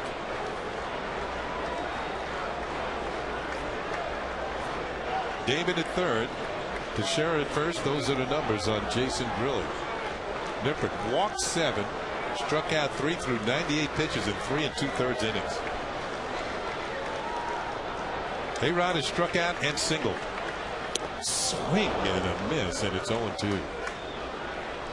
A-Rod had one thought on his mind with that swing. 16 of his 22 home runs this year have come against right-handed pitching.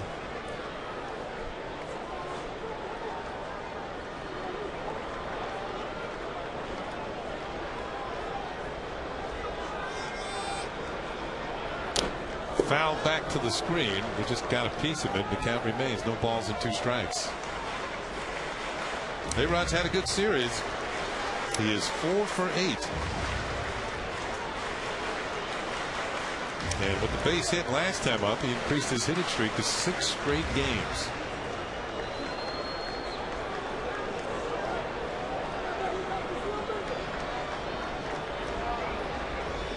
Pitch a little number back towards the mound for Grilli. Straightens up, throws the first, and the Yankees will leave 2 men on. But they do score a run here in the 4th inning.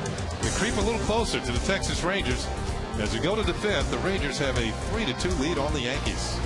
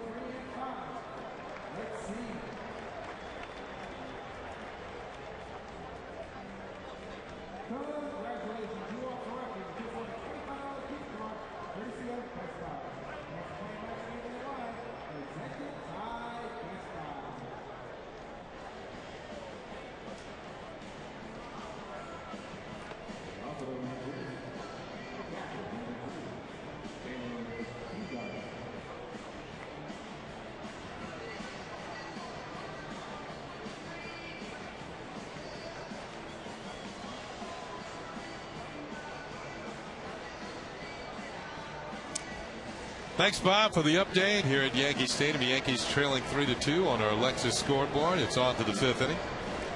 You can see the Rangers only have 1 hit, but it was a 3-run home run, followed a couple of walks. Ian Kinsley with his 27th home run of the year.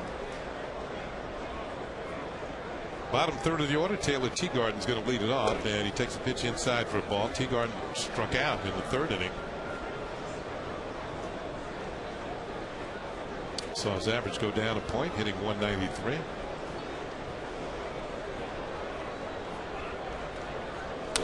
Ball is fouled off, a ball and a strike. And some pitchers moving around today. The Boston Red Sox released Brad Penny. no longer pitching for the Red Sox. Just cut him loose. He's there for the taking. 1-1 pitch. Curveball's in for a strike, and these Texas Rangers. We saw Jason Jennings pitching here last night. Gave up 3 runs in 1 inning of work, along with 3 hits and a strikeout. He's gone.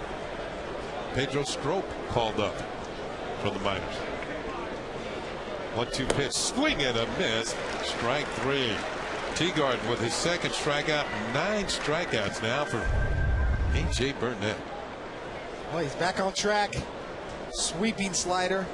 Teagarden just cannot hold up. Once he commits, he's gone.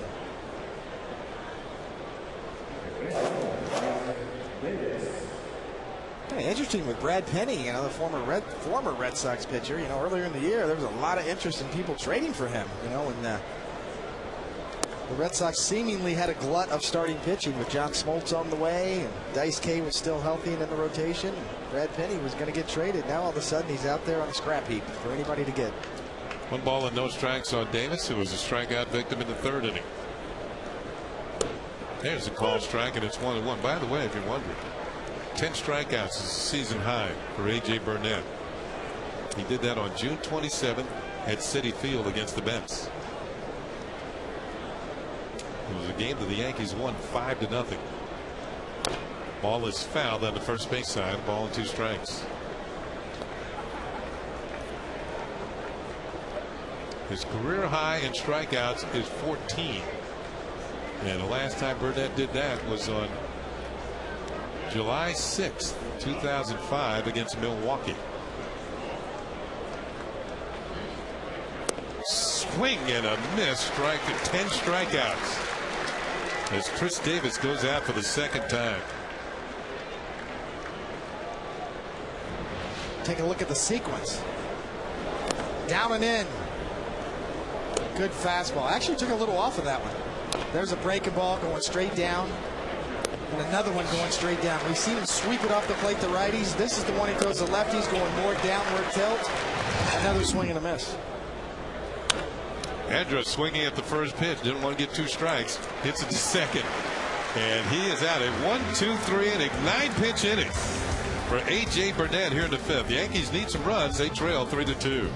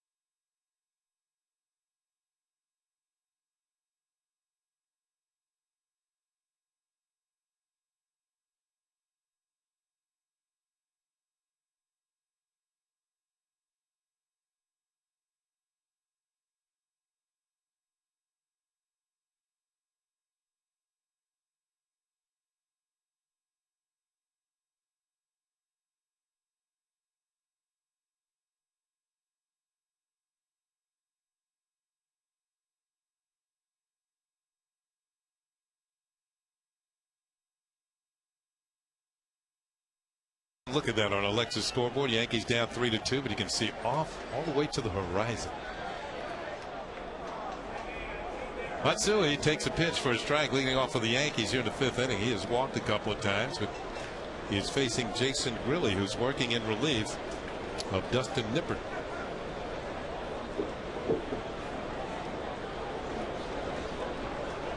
And the 0-1 pitch. That is high. A ball and a strike on Matsui.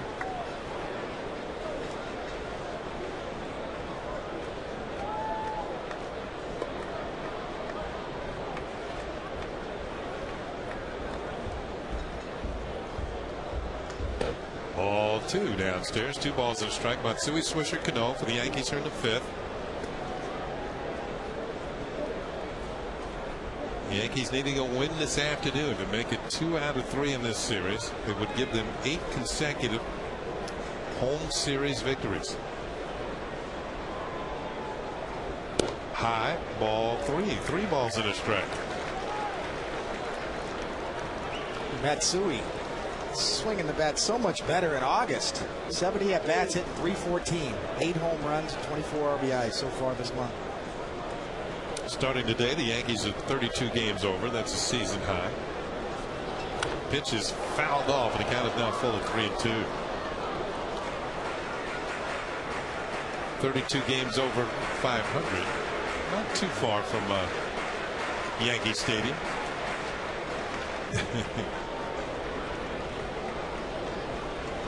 That's one way to get your exercise.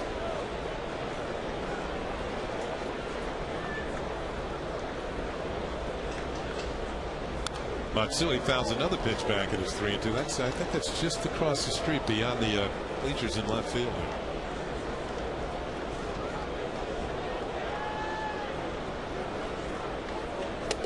And there's the overview. Yep. What a clear day.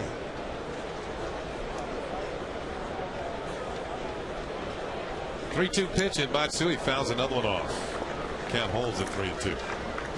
You know, you ever tried that, David? I never did, but I tell you what, I'm fascinated with it. Uh-huh. You see these parks that are built now for skateboards. It's amazing what they can do. They almost defy gravity with some of the things they can do. You know? It's a big Tony Hawk fan. I see what he did, what he's done. Ball, no, call strike 3. Matsui thought he had ball 4, but really painted the inside corner. And Matsui's a strikeout victim leading off the 5th. Teagarden setting up inside Grilly, trying to get a little run. Good frame by Teagarden once again. Borderline pitch. Wow. If it got the inside corner, it just caught a hint of it. You know, that overhead camera is not directly overhead, so certainly a little margin for error there, but a really close pitch. And really, I give the credit to Teagarden once again. A good setup and a good frame. Swisher has walked. It popped to short. Swing and a miss. Strike 1. Gorgeous day for baseball here at Yankee Stadium. The Yankees are down 3-2. Ken Singleton along with David Cohn. This is the finale of a 3-game series. Swisher takes it. That's ball strike 2. Jason Grilly performing much better than he did when he came into the opening game of the series. The old and the new. Aerial pictures from the DirecTV blip. Honing in on the new Yankee Stadium. Swing and a miss. And Swisher has struck out. 2 strikeouts in a row for Grilly. Well, Yankee Baseball on Yes is brought to you in part by your tri-state area Audi dealers. Audi, the official luxury vehicle of the New York Yankees. So with 2 outs, nobody on in the 5th. It'll bring up Robinson Cano. Cano's hit the ball hard twice. He's lined to left and grounded to second.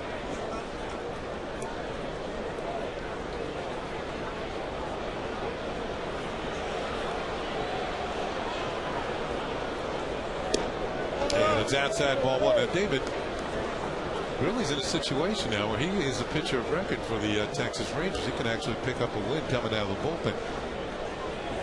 How often did you work out a bullpen in your career? Not very often, did you? Early in my career, I did.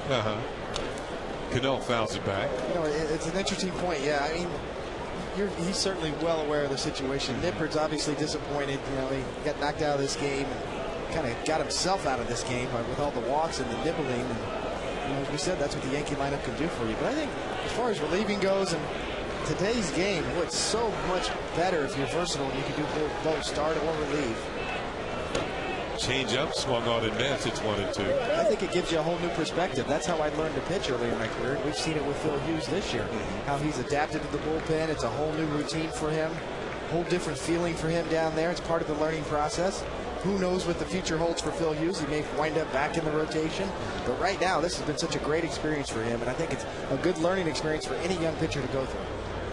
Cano hits one in the air to center field. Josh Hamilton shielding his eyes from the rays of the sun and makes the catch, and the Yankees go quietly. First time this afternoon, the Yankees go out in order 1-2-3. It's on to the 6th inning for the Texas Rangers. They have the lead 3-2.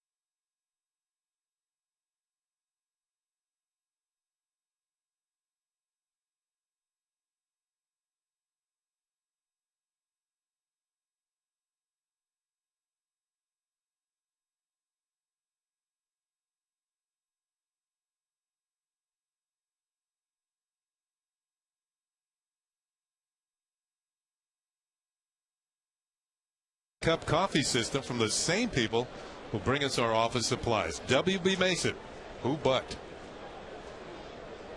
Well, fans enjoying themselves and out in the bleachers. Top of the order for the Rangers here in the 6th inning. Julio Bourbon takes a fastball away. Bourbon has struck out twice. Once swinging, once looking. 3-2. The Texas Rangers on top. They only have one hit, but it was a 3-run homer by Ian Kinsler in the 4th inning. Bourbon tries to lay down a bunt, fouls it off, and it's a ball and a strike.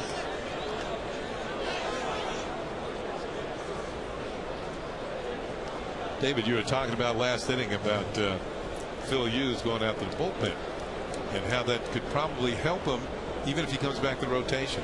It is. I mean, it's just a great learning experience. I think young pitchers is kind of a lost art. You used to, that's the way I broke into the big leagues. You started out in the bullpen, you watched the game, you learned how to pitch, and then you worked your way into the rotation. Foul at the plate.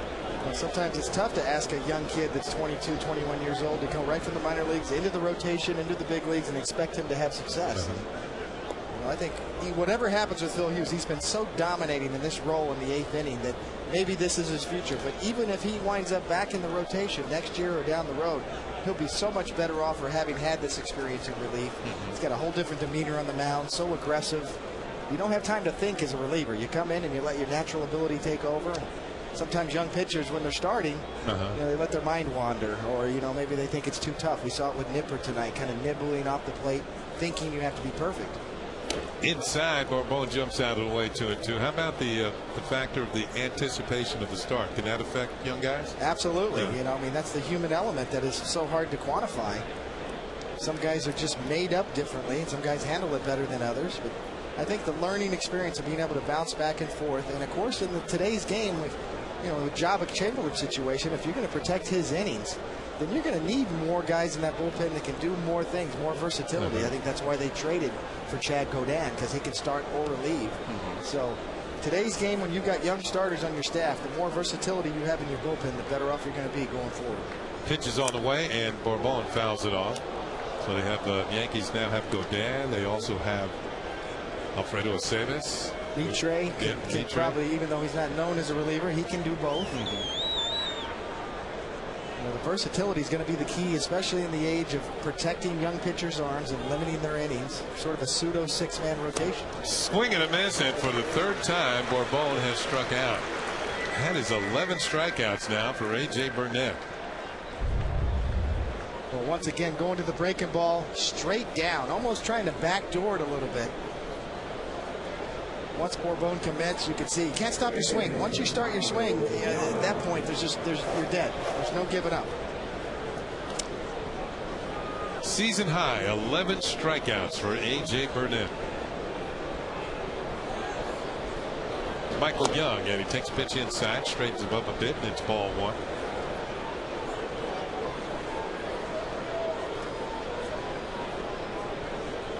Burnett has been dominating in this game with the exception of the fourth inning. And he was semi-dominating that inning. He struck out the first two batters, then walked the next two, and threw one right down the middle that Ian Kinsler hit to the left field seats. 1-0 pitch. It's 2 balls and no strikes on Michael Young.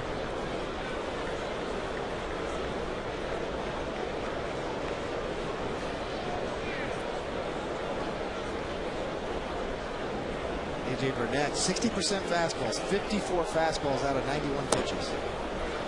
3 balls and no strikes as he misses to Young. Jumping up to 92 pitches in the top of the 6th. A.J. Burnett, kind of unpredictable. 60% fastballs, 40 or so percent breaking balls. Drills a strike in there on a 3-0 count. You saw a brief shot of Josh Hamilton on deck. There he is. Had a pretty good series thus far. Pitch is drilled into left field for a base hit. Only the second hit for the Rangers. Michael Young with the base hit is now hit in 14 straight games. You don't want to fall behind on the count on this guy right now. Got such quick hands. Good read right inside. I mean, you can see he leads with the knob of the bat, gets inside that pitch. A short, quick stroke, excellent hand-eye coordination. Very similar to Dustin Pedroia of the Red Sox. You see, Michael Young's been good for so long. You watch his hands and lead with the knob, get the barrel to that inside pitch. That ball's almost off the plate inside. Shows you how quick his bat is. Here's Hamilton, swings, hits a ball in the air to left field for Johnny Damon. Flips down to sunglasses, comes on, and makes the catch for out number 2. So Hamilton not wasting any time, swinging at the first pitch. Young back to first base, and now there are 2 outs.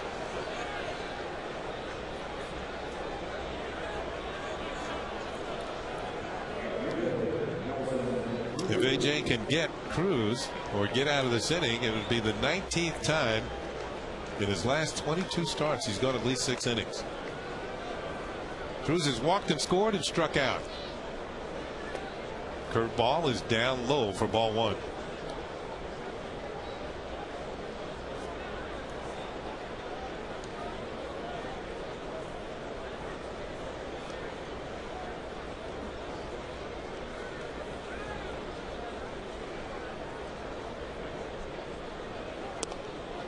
Two balls and no strikes. Got Young at first, and we told you the Rangers run more this year. He's 8 out of 11 in stolen base attempts. Nelson Cruz has been tough against right-handed pitching this year. Pretty remarkable, hitting .290. 23 of his 27 home runs against right-handed pitching. Called strike. Burnett hits the outside corner, 2-1. We saw in the opening game of the series, got power to the outside field. He had a home run into the right field seats here at the stadium.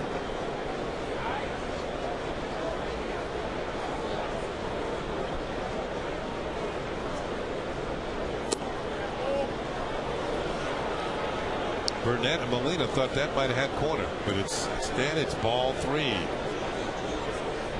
You're right, David. He's not missing by much when he misses. Down and away. I tell you what, Cruz looked like he was going to chase last night a little bit and early in the game today, but he's made the adjustments and really laid off some tough pitches. There's a strike, and now the count is full, and it will set Young in motion with 2 outs.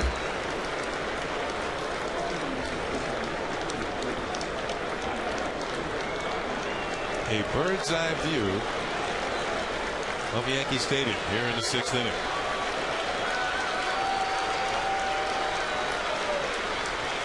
Here's a 3-2 pitch. The runner goes, and it's outside for ball 4. Third walk allowed by Burnett. And we go back to the 4th inning. First pitch hacking. Ian Kinsler's aggressive. When he steps in the batter's box, he's ready to hit. Similar to Derek Jeter in that regard. Certainly was ready on that one. The Rangers second only to the Yankees in home runs. And for Kinsler, that was his 27th of the year. Donaldson Marte gets up in the Yankee bullpen.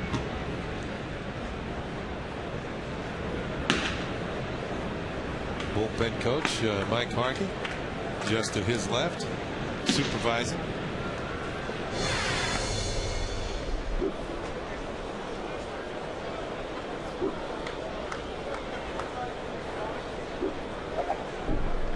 So Kinsler's 1 for 2 of that homer. This time they started with a hook, and it's down and away, ball 1. You had to guess that one was coming. I think A.J. Burnett and Molina were trying to throw that for a strike. Missed down and away.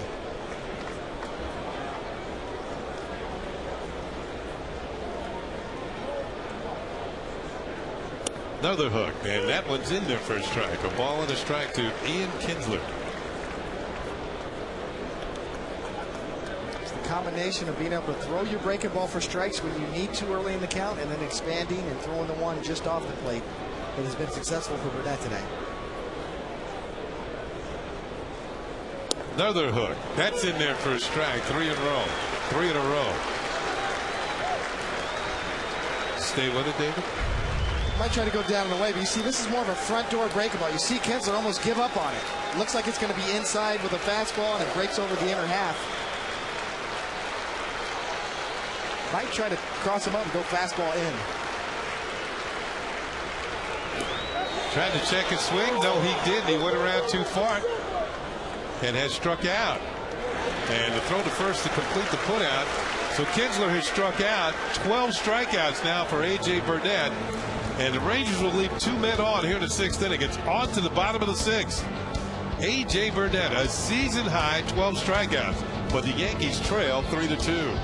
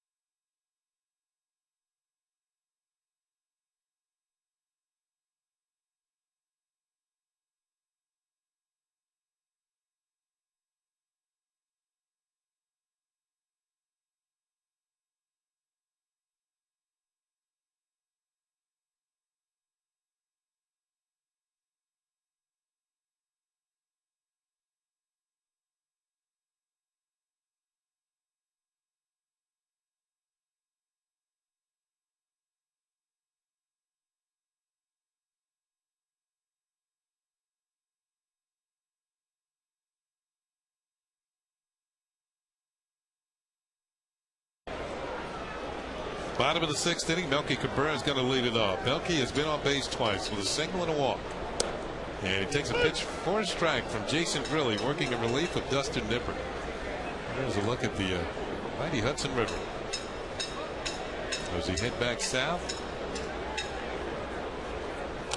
Melky fouls this one back. Looked like that pitch was right down the middle. Here's my golf course, Kenny, right up here. Really? You go up the Hudson River, up this way, up in here, there's Hudson National. All right. Outstanding golf course, my home golf course. All right. Beautiful views of the Hudson River. High and inside, a ball in 2 strikes to Melky Cabrera. What's your next tee time? I need to get up there. Oh, all right. I've been working too much.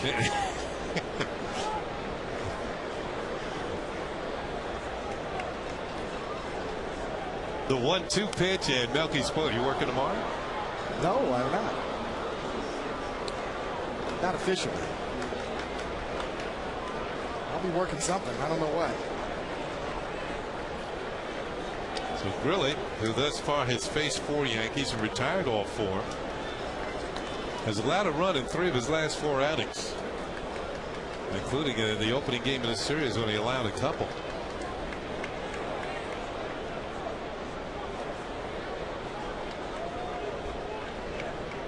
Swing and a miss, and Melky Cabrera struck out. That is the 3rd strikeout for Jason Grilly. He's been much more effective this afternoon than he was in the opening game of the series. Fans, Yankee Baseball and Yes is brought to you in part by J&R Music and Computer World, and by Toyota, the official hybrid vehicle of the New York Yankees.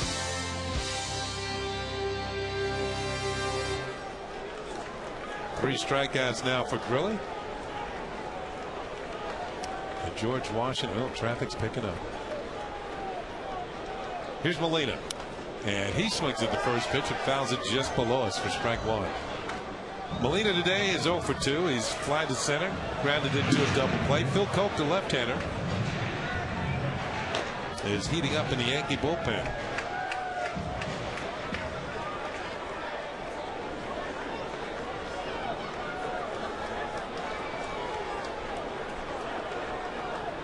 Swing and a miss, strike 2, 0-2. Burnett has been very effective outside of 1 pitch in 1 inning. And that's the reason why the Yankees trail 3-2. But 12 punch-outs.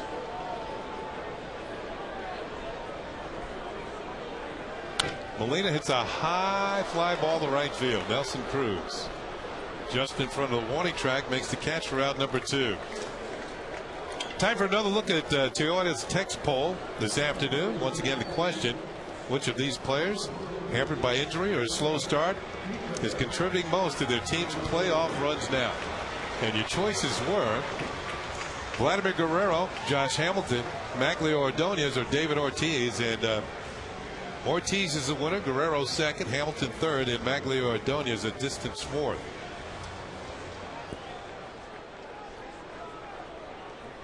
As we hone in at Yankee Stadium and when we come back inside, it's going to be Derek Jeter up with 2 outs and nobody on. Jeter's 0 for 2 with a walk and a run scored, picked up a steal in the 4th inning. And Grilly deals a breaking ball for a called strike. Well, Grilly's really come out smoking tonight, you know, after setting up a comeback for the Yankees the other night in the 10-9 ball game. 27 pitches, 22 strikes, 5 balls. Inside, and Jeter almost got clipped. And Grilly wasn't happy when he was taken out of the game the other night. His fastball running, chasing him up and in, right at the belt. 1 ball, 1 strike to count on the Yankee captain. Strike 2 call over the outside corner, 93-mile-an-hour fastball.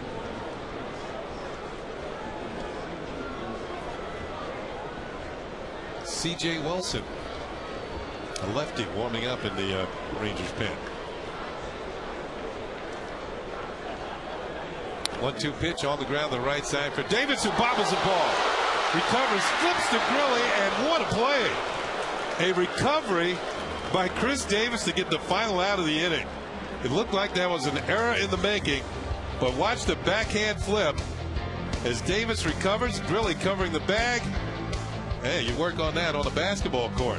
1-2-3, the Yankees go into 6, and at the end of 6, it's still 3-2 Texas.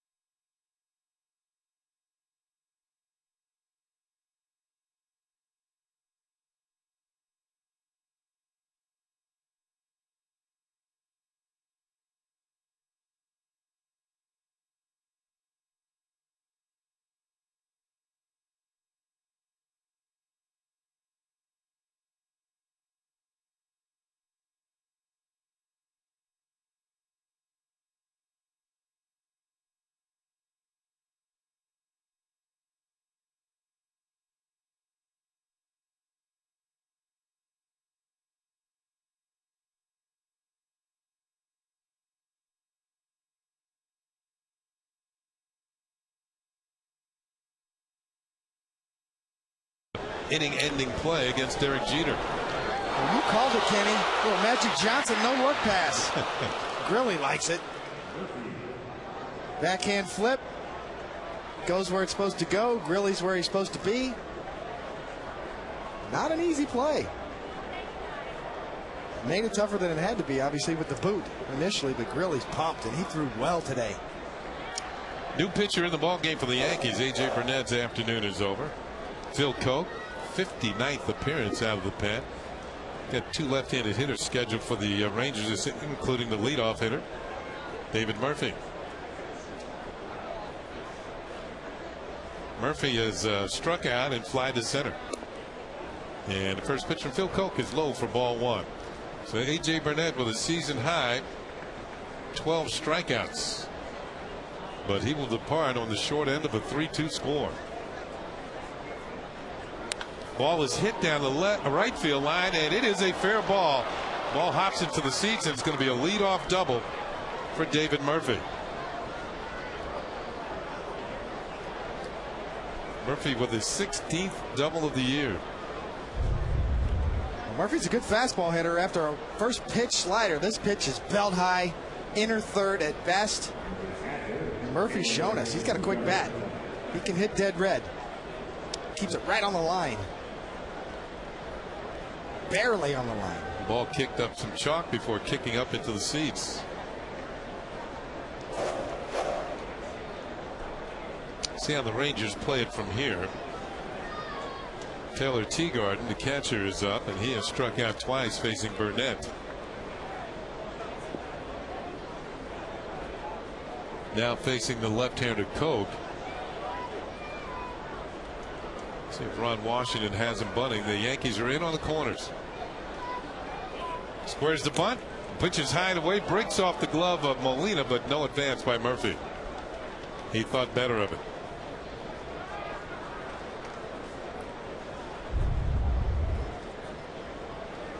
See Molina ready to pounce, ready to throw. Almost got ahead of himself too much, trying to make a quick transfer, maybe even a potential pickoff at second base. Molina, one of the best in the league at throwing behind runners on the base, either to first or second. Another square, and this time the bunt is down. It's a good one. It's going to be Koch up with it. He stumbles, throws high to first, and it pulls Cano off the bag. And Teagarden will be safe. An off-balance throw couldn't be completed. Excellent bunt. Just enough speed. This is Koch's play. He's got to get there quicker. Or A-Rod's got to get there quicker and call him off. We saw a similar play with the Rangers last night. Jennings kind of pulled up and kicked it away from the third baseman. The throw's high here, as you see. Koch has got a break. He gets there. A little shook up by A-Rod right there, but he couldn't get any balance and couldn't get the handle. He's saying, my fault, my fault. Yeah, first and third. That's going to go as a base hit for Teagard. First and third, nobody out, and the left-handed hitting Chris Davis at the plate. Davis has struck out twice. Swings here, drives one to deep right field. Going back as Swisher looks up, and this one's gone. A 3-run home run for Chris Davis. His first home run since coming back to the big leagues 2 days ago. And overall, that's his 16th home run of the year. And the Rangers now have a 6-2 lead.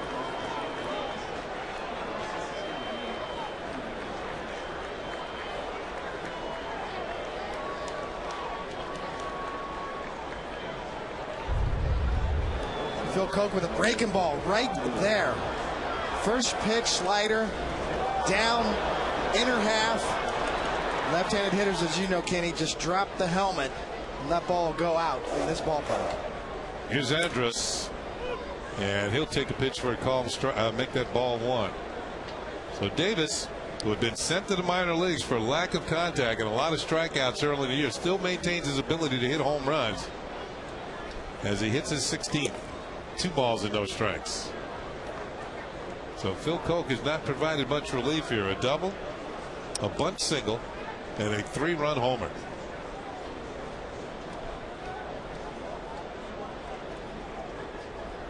Andrus fouls one at the plate. It's 2 balls and a strike.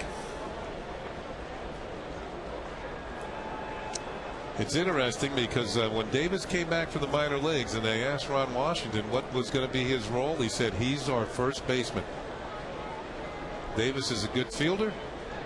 Supposedly he worked on his stroke down at AAA. Trying to make more contact.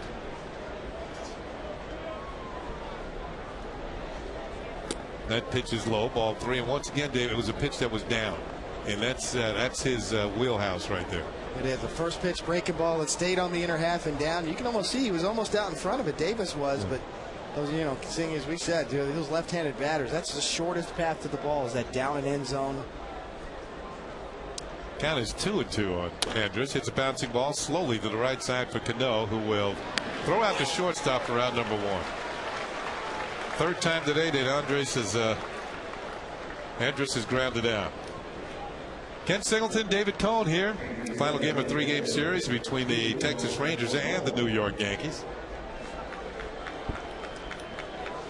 Once again, a good crowd here at the new Yankee Stadium.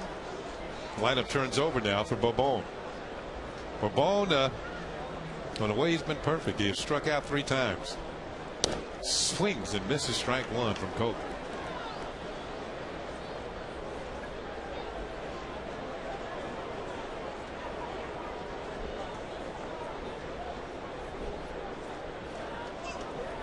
Ball is hit hard, and Jeter catches it on the fly. That's out number 2.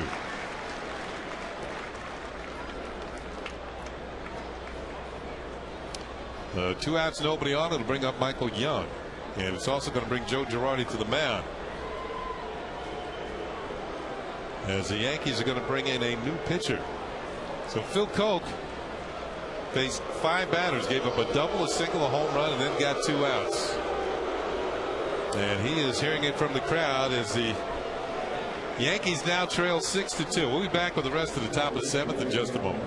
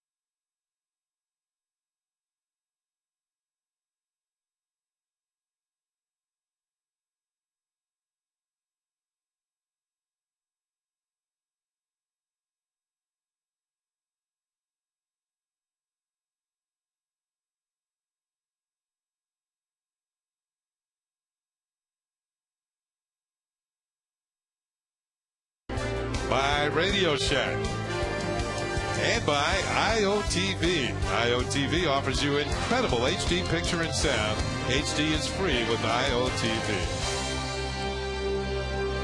So David Robertson will try and clean things up here in the 7th.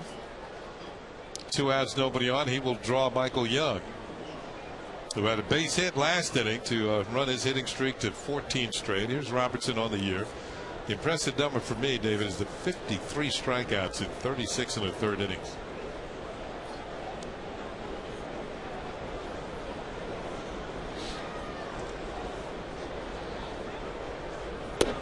Young checks his swing and an appeal, and no, he did check. According to Chuck Merriweather, Young went around too far. Strike one.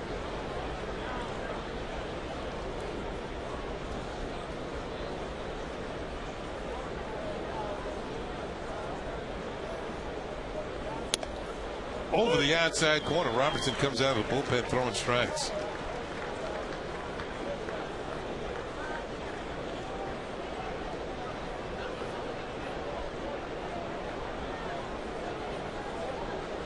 Phil Coke gave up 3 runs in 2/3 of an inning. Looked like Robertson was walking off the mound.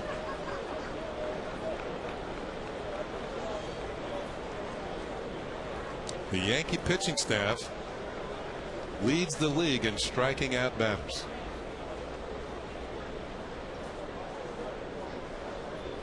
One-two pitch. Good stop by Molina. The count is 2-2.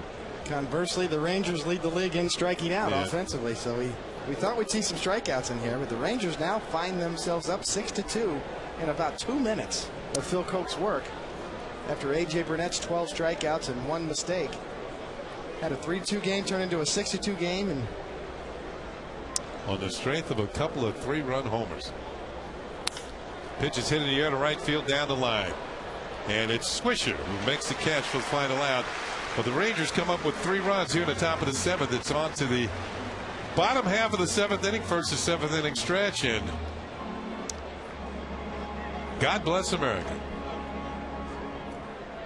Ladies and gentlemen, please rise and offer a moment of silent prayer as we remember the servicemen and women who are serving our country at home and around the globe.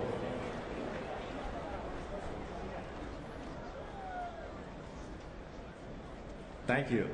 Now please join Kate Smith as she sings God Bless America.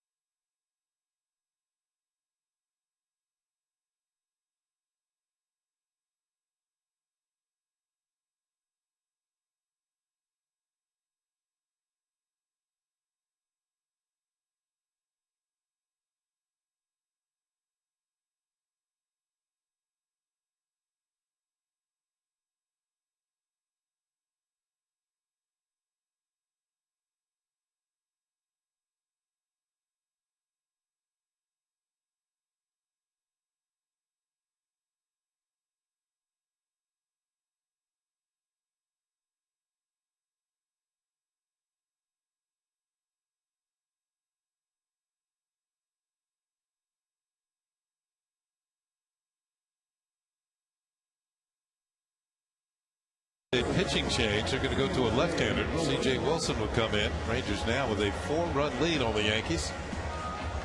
C.J. Wilson has been at times a closer for these Texas Rangers this year. 61 strikeouts in 56 innings, 26 walks, only 48 hits. He throws pretty hard. And he will get Johnny Damon, Mark Teixeira, and Alex Rodriguez here in the 7th inning. So an uphill battle for the Yankees as we get to the latter stages of this game. Damon has drawn a walk, struck out, and walked again. Been on base a couple of times and scored a run. Jason Grilli did a good job in relief for the Texas Rangers. 2 1/3 innings. No runs, no hits, 3 strikeouts. Pitcher Wilson is outside for ball 1. C.J. Wilson's got good stuff. You see 95 miles an hour on his first fastball. He's got 61 strikeouts, which is tied for 8th among AL relievers.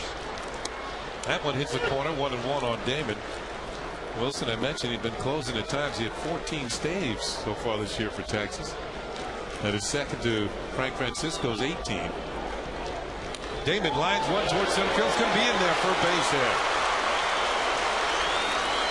So Johnny Damon trying to get something started here in the bottom of the 7th is on for the 3rd time today. Like Johnny Damon's going to get something off speed. Little slider. Stays up a little bit on the outer 3rd. Johnny Damon recognizes it. Doesn't do too much. Right back up the box. Here's Teixeira. And Mark is 2 for 3. He's driven in both Yankee runs. And a switch hitter takes a pitch for a call strike.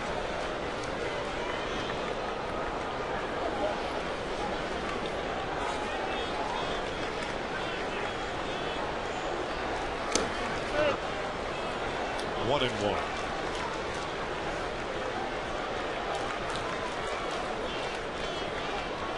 Just Teixeira batting right-handed this year. Switch hitter, and I'll defer to my partner Kenny here, but he's hitting 299. Ground ball slowly hit towards short. Andrus has it, double clutches, throws the second, and Kinsler drops the ball. I don't know if Damon would have beaten the throw, but that's not going to make Ron Washington happy. We saw Andrus make some tremendous plays last night, and you wonder, the easy play might have been going to first. He just got hung up. He made a clean field. You see Kinsler can't get the handle as well. He's got the ball. He just couldn't get it out of his hand. You know what? It looked like the throw had Damon beaten, but Kinsler couldn't hold the throw. Be interested to see who gets the error there. But 2 men on, nobody out, and Alex Rodriguez to the plate. Yeah, the ball would have beaten Johnny Damon. Looked like the ground knocked the ball off. Pitch is inside for a ball. Yeah, this ain't football. Ground can cause a fumble in baseball. So Teixeira will reach on a fielder's choice, and they still haven't handed out the error yet.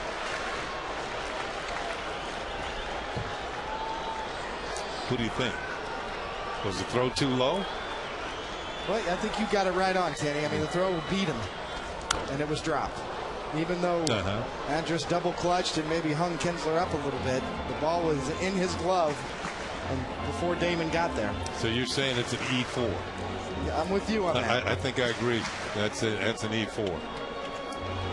Even with the double clutch, the throw was on the bag and he had it. It hit his glove. You're supposed to be able to catch it. It wasn't like it was in the dirt. 1 ball, 1 strike on Alex Rodriguez. 2 on, nobody out for the Yankees. Ground ball slowly hit foul down to third base. That good stop by Robbie Thompson. Our aerial coverage today brought to you by DirecTV. Get every Major League game in HD this season with DirecTV.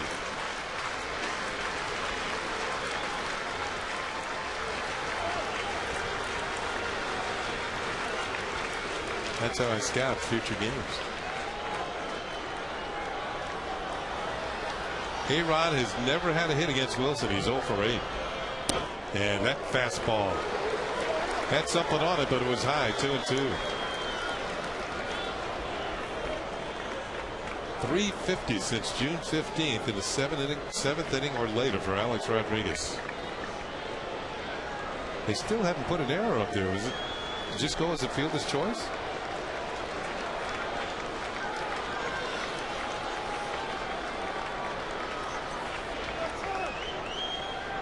Timeout is called, and I'm not sure who called it. Wilson was about ready to deliver.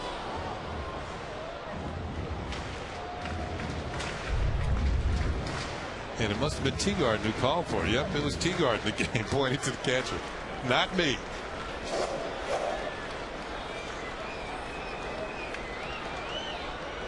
Swing and a miss. Strike three. Alex Rodriguez is struck out.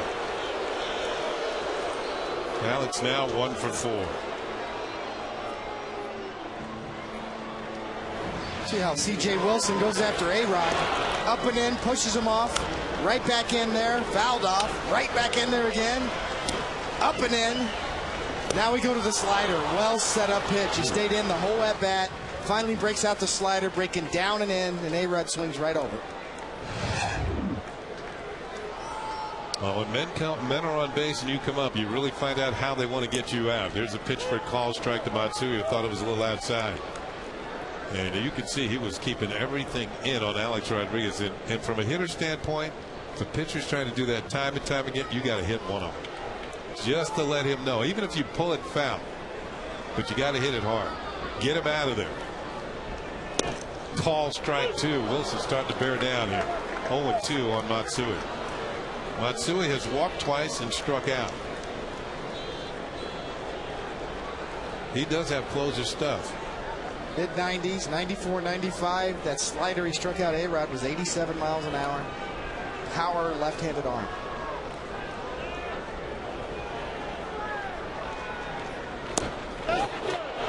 Matsui is called out. He went around too far, according to Jim Reynolds. And now there are 2 men on with 2 outs. Wilson going after the left. He's staying away. Back in, sinking down and in. Good finish pitch there, Matsui. Definitely the bat's in the zone. I'm a pitcher. I know, Kenny. I call that a swing. Maybe you have another thought. No, that was a swing. But I don't think the first pitch was a strike. And if you get that, you can fall behind on the count right away. It changes the whole at bat. Here's Nick Swisher. Walked, popped up, and struck out.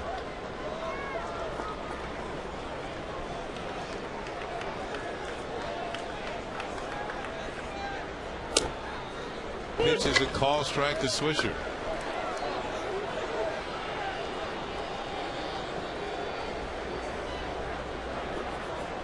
C.J. Wilson has done his best pitching in Texas this year. His home ERA is under 1. But his road ERA is over 6. But he feels like today he's got the white uniform on the way he's pitching. The 0-1 pitch inside to Swisher. And it's a ball and a strike. Thought we might see the young phenom we saw the other night that the Rangers just called up, the 100-mile-an-hour thrower Neftali Feliz, but they decide to go to Wilson here in the 7th. Well, this is Wilson's first appearance of the series. He misses the Swisher. 2 balls and a strike. Different Texas team. Their bullpen's much deeper now. Speed and defense, something we haven't seen from the Rangers probably ever. And toss in the home run power, which we've seen today.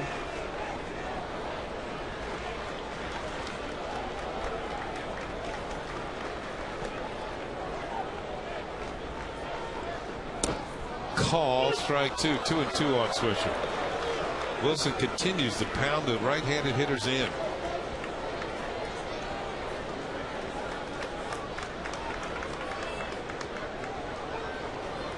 Go hard in with that fastball, and we've seen him try to finish righties with that slider coming in on the same plane, but breaking in off the plate.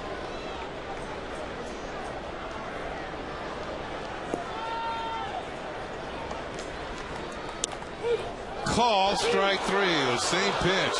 So after a single and a fielder's choice, Wilson comes back. He strikes out A-Rod, then Matsui, and finishes off by getting Nick Swisher looking. Still 3-2 Texas, or makes 6-2 Texas.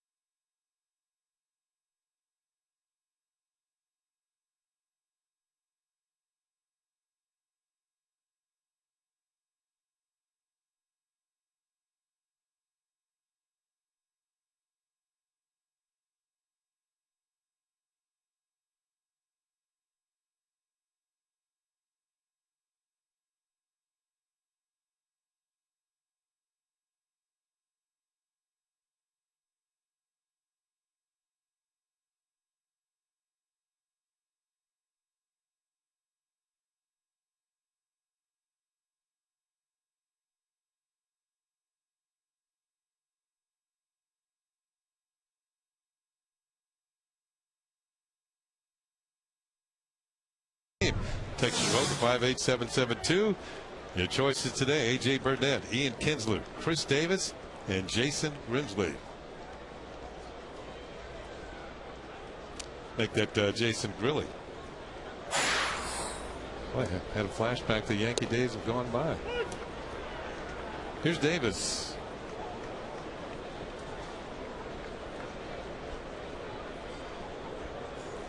(6-2). Rangers leading. 8th inning. It'll be Hamilton, Cruz, and Kinsler. And Hamilton, who's had a pretty good series, is 0 for 2 today. He drew a walk in the 4th inning.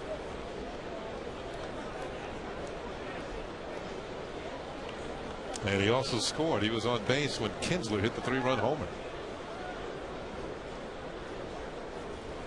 Robertson deals, and it's inside. 2 balls and a strike. Robertson got the final out at the top of the 7th when he got Michael Young to fly out to right field.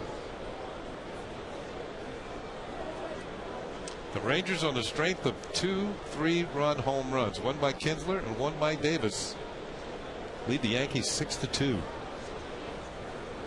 Swing and a miss. Good power fastball. 2 balls and 2 strikes.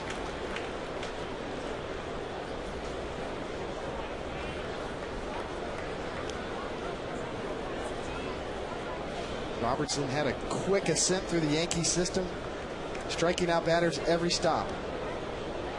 A little bit low, and the count has run full at 3-2. You can see why. 95-mile-an-hour fastball that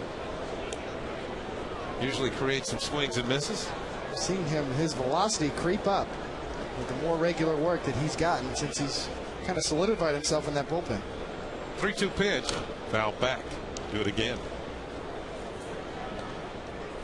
Sometimes pitchers gain velocity because they refine their mechanics. Nelson Cruz is on deck. Get up over the rubber a little bit better and throw more downhill.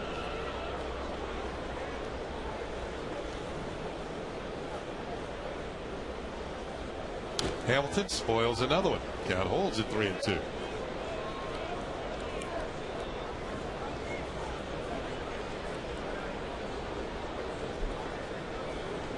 Robertson trying to hold him right here and get the Yankee offense back in gear in the bottom of the 8th inning.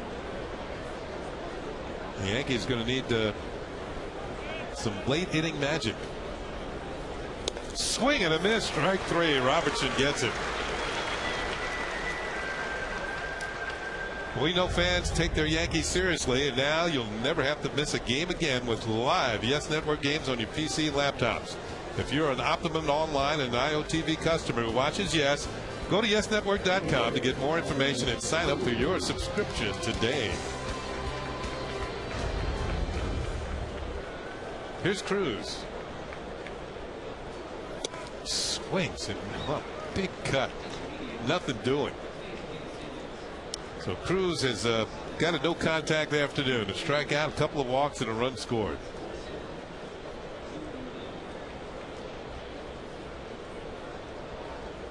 Robertson staring off Molina to get to a fastball away. Swing and a miss, strike two. Feeling good about his heater today because he's got a good curveball. His best pitch probably is his curveball, and you can see Molina suggested a curveball. Robertson said, no, I like my heater today. Let's see if he'll break it out here on 0-2. See if he can get Cruz to chase.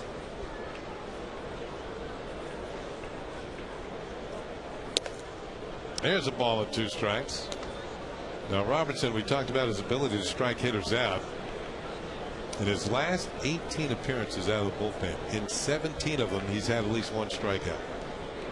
That's gassing people up. Curveball got him. He struck him out. Second consecutive strikeout. There's the curveball. And there are 2 down here in the 8th inning. Now it's time for the Land Rover drive of the game, and let's go back to the 4th inning. Here it is, a first pitch fastball right there. Ian Kinsler, a 3-run bomb. The one blemish on A.J. Burnett's day. Otherwise, 12 strikeouts for A.J. Burnett. But that's probably going to be the difference. Ian Kinsler, Land Rover drive of the game. Yeah, that followed a couple of strikeouts and back-to-back walks, and then one right down the middle, and Kinsler didn't miss it. Breaking ball is outside for ball 1. Kinsler is 1 for 3. Grabbed it out, that 3-run homer, and also struck out. He was the 12th and final strikeout victim for A.J. Burnett. The season high in strikeouts for Burnett.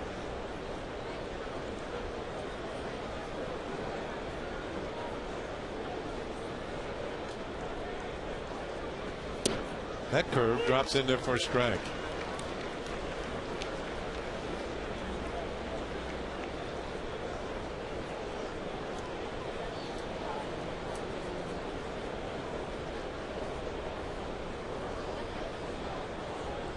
Another curveball stays with the hook, and it's fouled back. Robertson's been working on a slider as well. These are a little more velocity. You know, 86 on the last slider, 83. He's got a big curveball that's usually in the upper 70s. But you can see he's getting more and more confident. He's been working on another variation on his breaking stuff, even though that one was up. Did you see a Savis warming up? He got Cruz on a curveball, though. Yes. Yeah. Another pitch fouled back by Kinsler, who he does swing like a 5th place hitter. He doesn't. He doesn't have a swing like a leadoff hitter.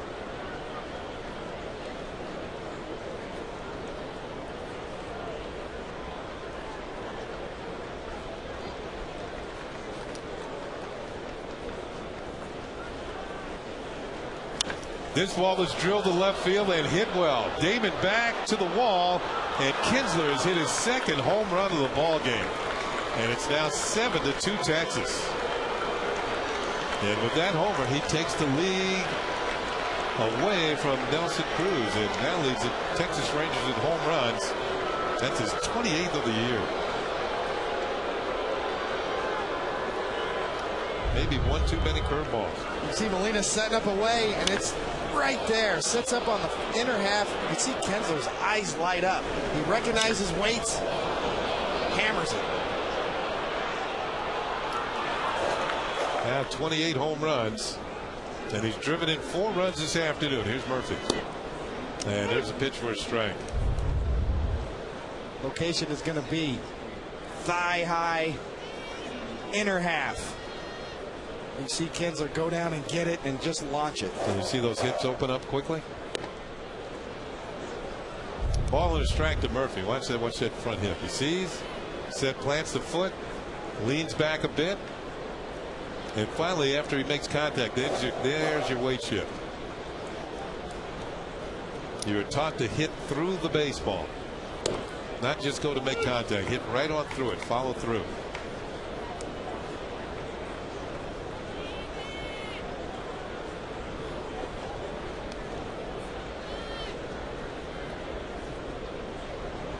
Ball and 2 strikes on Murphy. The Rangers have added an insurance run here in the 8th inning.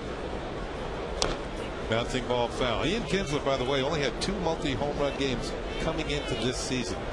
He had 5 this year.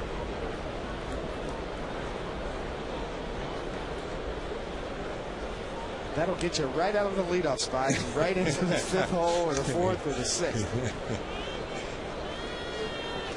Drive in some runs. He has today. He's driven in 4. 1-2 pitch, and it's just off the corner. 2-2 to David Murphy. Murphy has a double and a run score in 3 trips.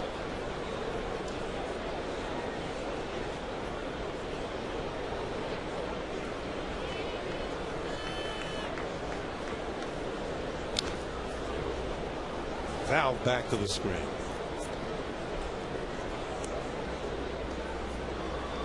Murphy's had some good swings this whole series. He's been a tough out for the Yankees. You know, and coming into the series, he was 0 for 13. Maybe confidence shaking a bit, but sometimes a change of scenery get a player going. Get a team going. 2-2 pitch, and Murphy takes low. 3-2. He's always been a real good fastball hitter in his young career. 7-2. Rangers, all their runs have come on home runs. 2 3-run shots and a solo shot. Kent Singleton, David Cohen. The Rangers threatening to take this series 2 out of 3 from the Yankees. Ball hit in the air to center field with Melky Cabrera. Melky going back just in front of the warning track, makes the catch, and that's the final out here at the top of the 8th inning. But the Rangers add another run. Ian Kinsler's 2nd home run of the game, his 28th of the year, a hanging breaking ball, puts the Rangers out in front 7-2.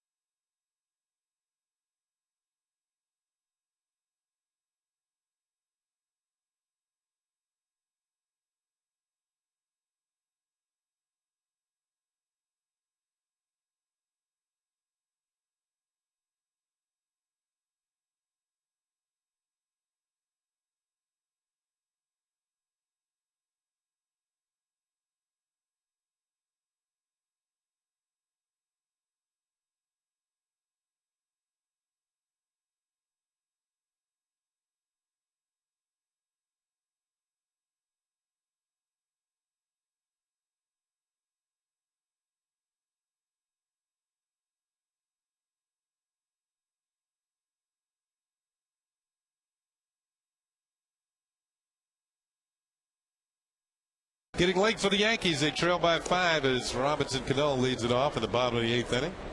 Cano's got an 0 for 3 afternoon working. A fly out, a ground out, another fly out. 7-2. The Texas Rangers lead. And Cano takes downstairs, and it's 2 balls and no strikes. Bottom third of the order for the Yankees. Cano, Cabrera, Molina to take on C.J. Wilson.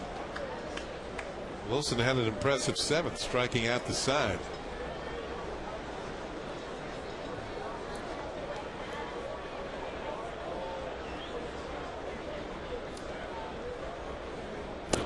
And there's a pitch for a strike, 2-1. The Yankees have won 7 straight home series. That is in jeopardy this afternoon. And it's going to take another late inning rally. There's 2-2 now on David. I should say on Robinson Cano. Thinking of you, David, because they had a nice video tribute to your career with the Yankees in between innings. A nice round of applause from the fans here at the stadium. Appreciate your efforts, and well, they should. Yeah, I was a lot better pitcher when I'm up here. Ground ball, Wilson has it. Stumbles a bit, turns and flips it over the first for out number 1. Fans, stick around after the last out for the WB Mason post game. Bob Lorenz is back in the studio to bring you highlights and analysis from this matchup and the rest of the major leagues. Kim Jones covers the clubhouse. It's the WB Mason post game only on Yes.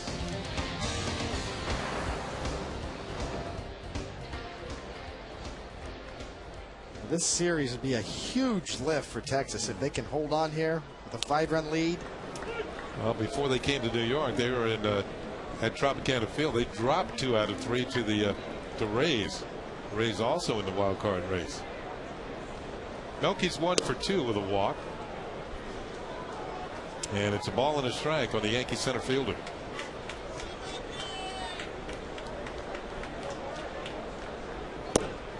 Ball 2, 2-1. Yankees need base runners, and they need them quickly. Especially in respect to this game, when the Texas starter Nippert really struggled. Only could get through 3 2/3 with 7 walks. Melky hits one in the air to right center. On the move is Cruz, and he's going to get there and make the catch for out number 2. Well, you talked about Cruz's defensive prowess, David. You said that he has good range in the outfield. He showed it off there. He can move, no doubt about it. Combination of speed and power. Built more like a fullback. You see a good jump. Plenty of time to get there. 2 up, 2 down. Here's Jose Molina, and he swings at the first pitch, drives it to left field. David Murphy is there, and the Yankees go in order against C.J. Wilson in the 8th inning. It's on to the 9th. Texas Rangers over the Yankees today by a score of 7-2.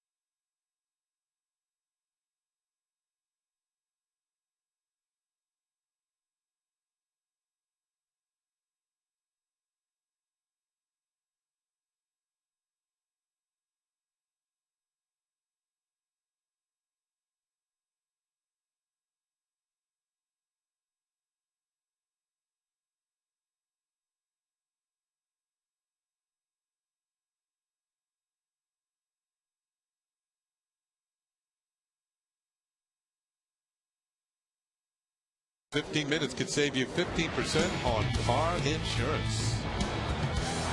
A little boot and a no-look pass. Davis to Grilly. Looked like an error. Turned out to be a save. Grilly outstanding today. The Texas bullpen outstanding. Yeah, that's been a big difference today on this beautiful day for a ball game in New York. You can see only uptown all the way to downtown.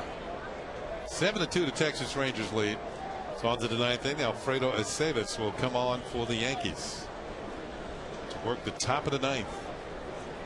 And Teagarden swings and misses, strike 1. Teagarden today has struck out twice and reached on a bunt single, and that was big because the next batter, Davis, followed with a home run. There are the numbers on Aceves.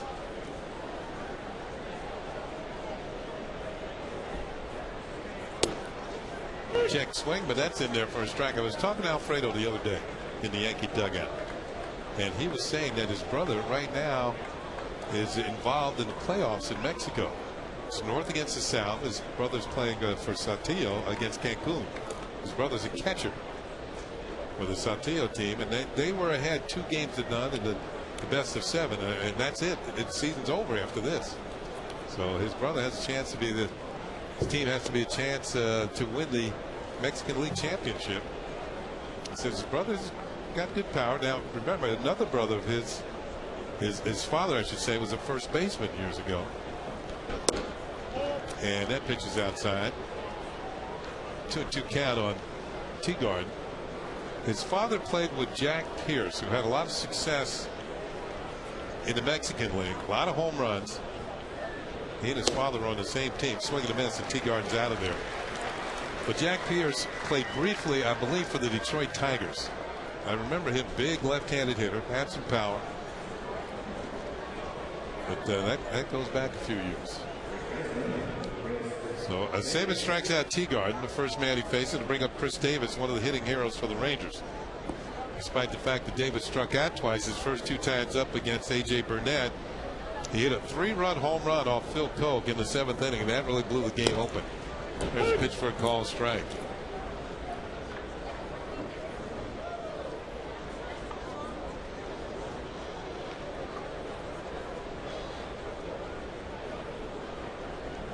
Davis takes a ball. Yeah, Pierce played with Atlanta in 73 and 4 and Detroit in 75. I knew I played against him. 1 ball and 1 strike.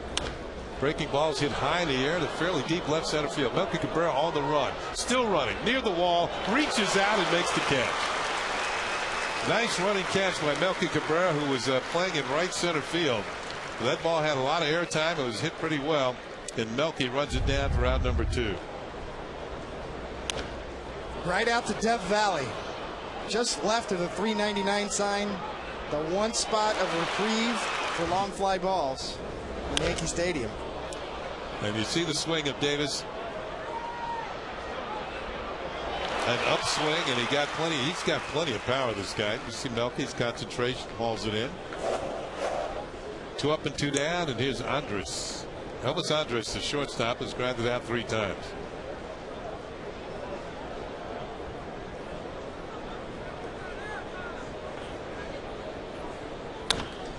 In the air down the right field side, and this is going to go out of play.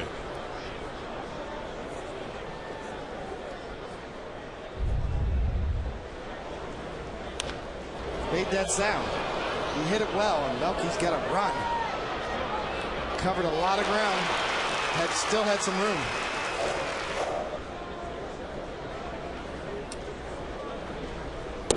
That's a good breaking ball, off speed, 80 miles an hour, and drops it in for a strike. 1 and 2.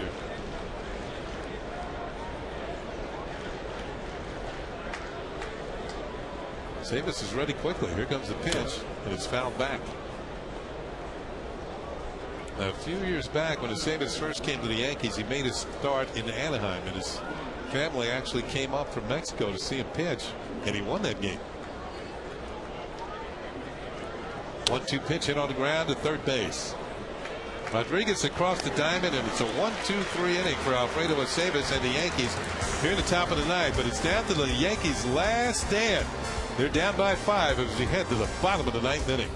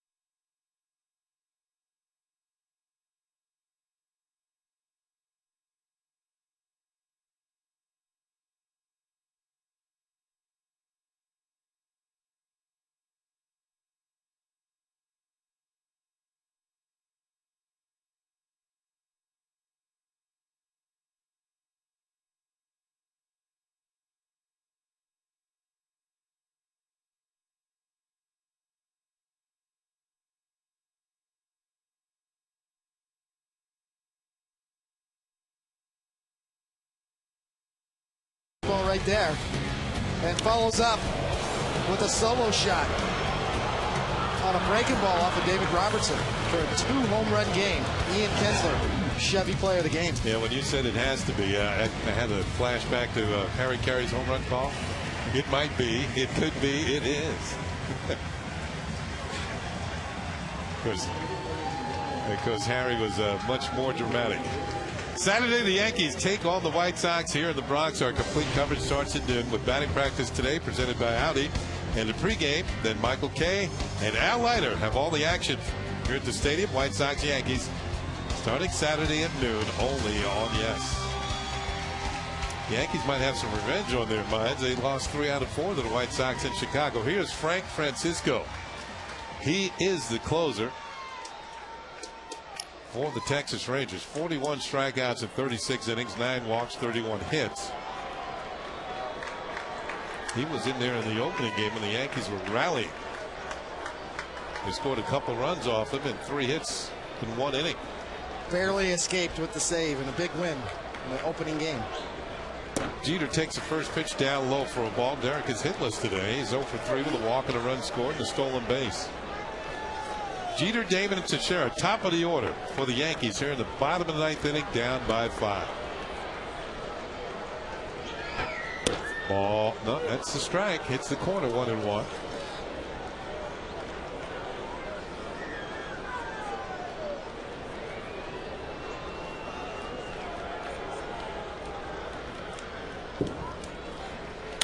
Ball is popped up into right field. Coming on is Cruz. Drifting back is Kinsler. It's going to be Cruz who makes the catch for the out.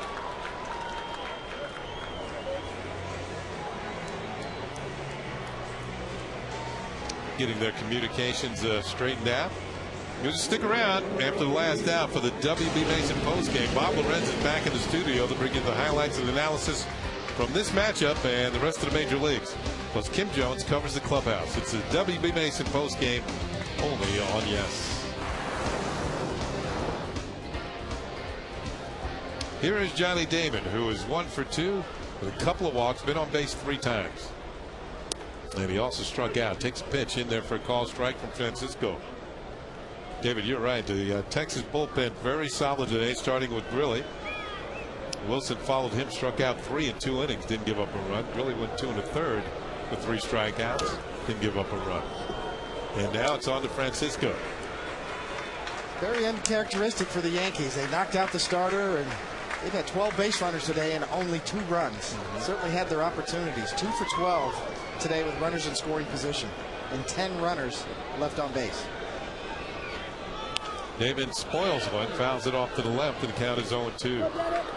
But you're right, Kenny. I mean, you got to. This one's on the Texas bullpen, and it's much improved this year.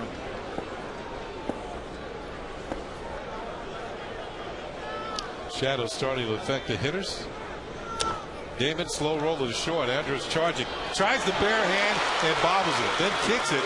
Damon's going to be safe, and that's going to go as a base hit. The youngster trying to make this spectacular play, but Damon reaches with an infield single. Right off the end of the bat. Got some side spin on it. Andrews feels like that's the only chance he has, and with the speedy Damon, he was probably right. All or nothing ends up nothing.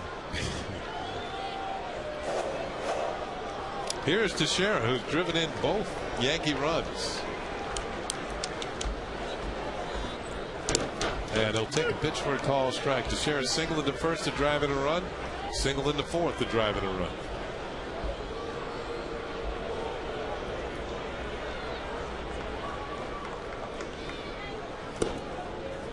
That will level the count at a ball to the strike. Alex Rodriguez on deck.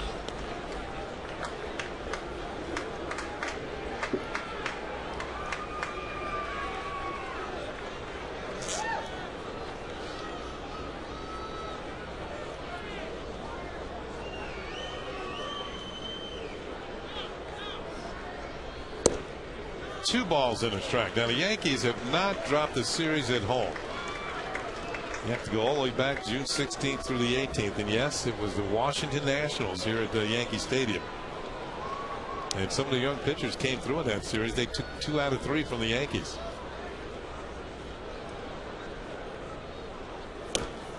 Off-speed pitch, and it's a swing and a miss, 2-2. Francisco's not known for off-speed stuff. He's a hard thrower. Mostly hard thrower, yeah. His fastball averages in the low to mid 90s, up to 94, 95 when he's right.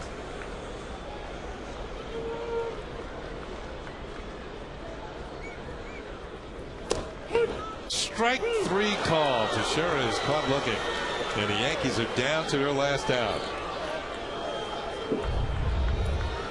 We'll make that up to 95 with some run. Ends up knee high, right down the middle.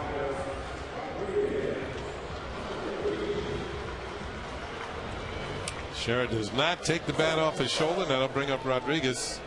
Alex is 1 for 4. His hit coming in the 3rd inning, it was a single. Johnny Damon not being held on, takes off for second, but the ball is fouled off. He'll head back to first. Teagarden took one to the mask. Another ricochet jaw shot.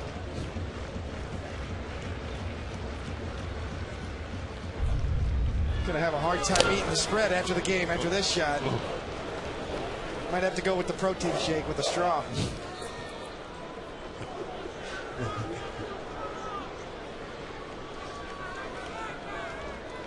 Catchers. Well, we saw Posada last night really give us a scare. We hope he's all right. Please, catchers take a beating. Yeah, it's a long season, and they take the brunt of the bruises. Now Damon will move down to second on defensive indifference. Got football on my mind. Defensive interference. We've had some football plays in this game. 1-1 on Alex Rodriguez.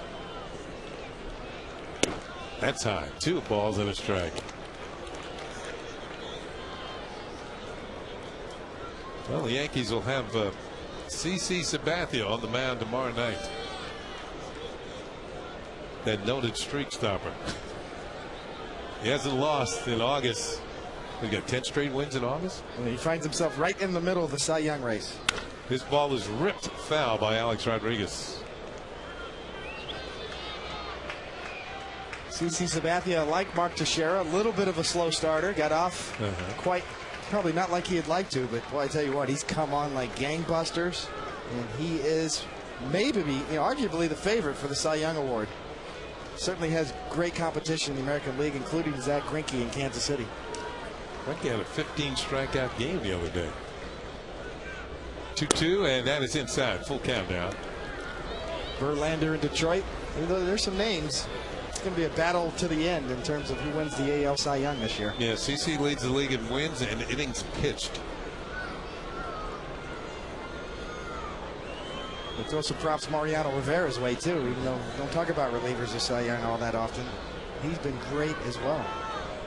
3-2 pitch, and it's high, ball 4, and it continues for the Yankees here. They put 2 men on. That'll bring up Hideki Matsui. You can see that Ron Washington kind of wears his heart on his sleeve, and when the hat comes off, things really get heated up. Yeah, he's not too happy. He's still got his hat on. But we saw earlier he took that hat off. Boy, that was a look you don't want to see from a manager.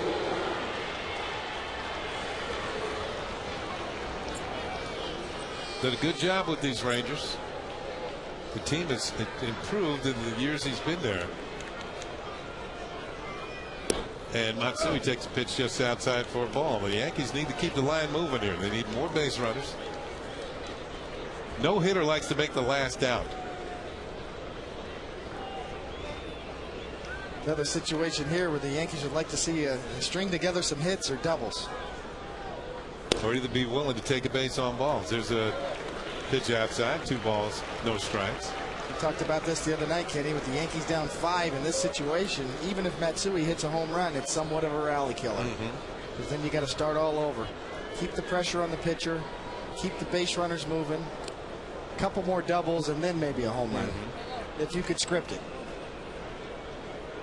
Obviously, it doesn't work that way, but I've seen it work. You can only hope.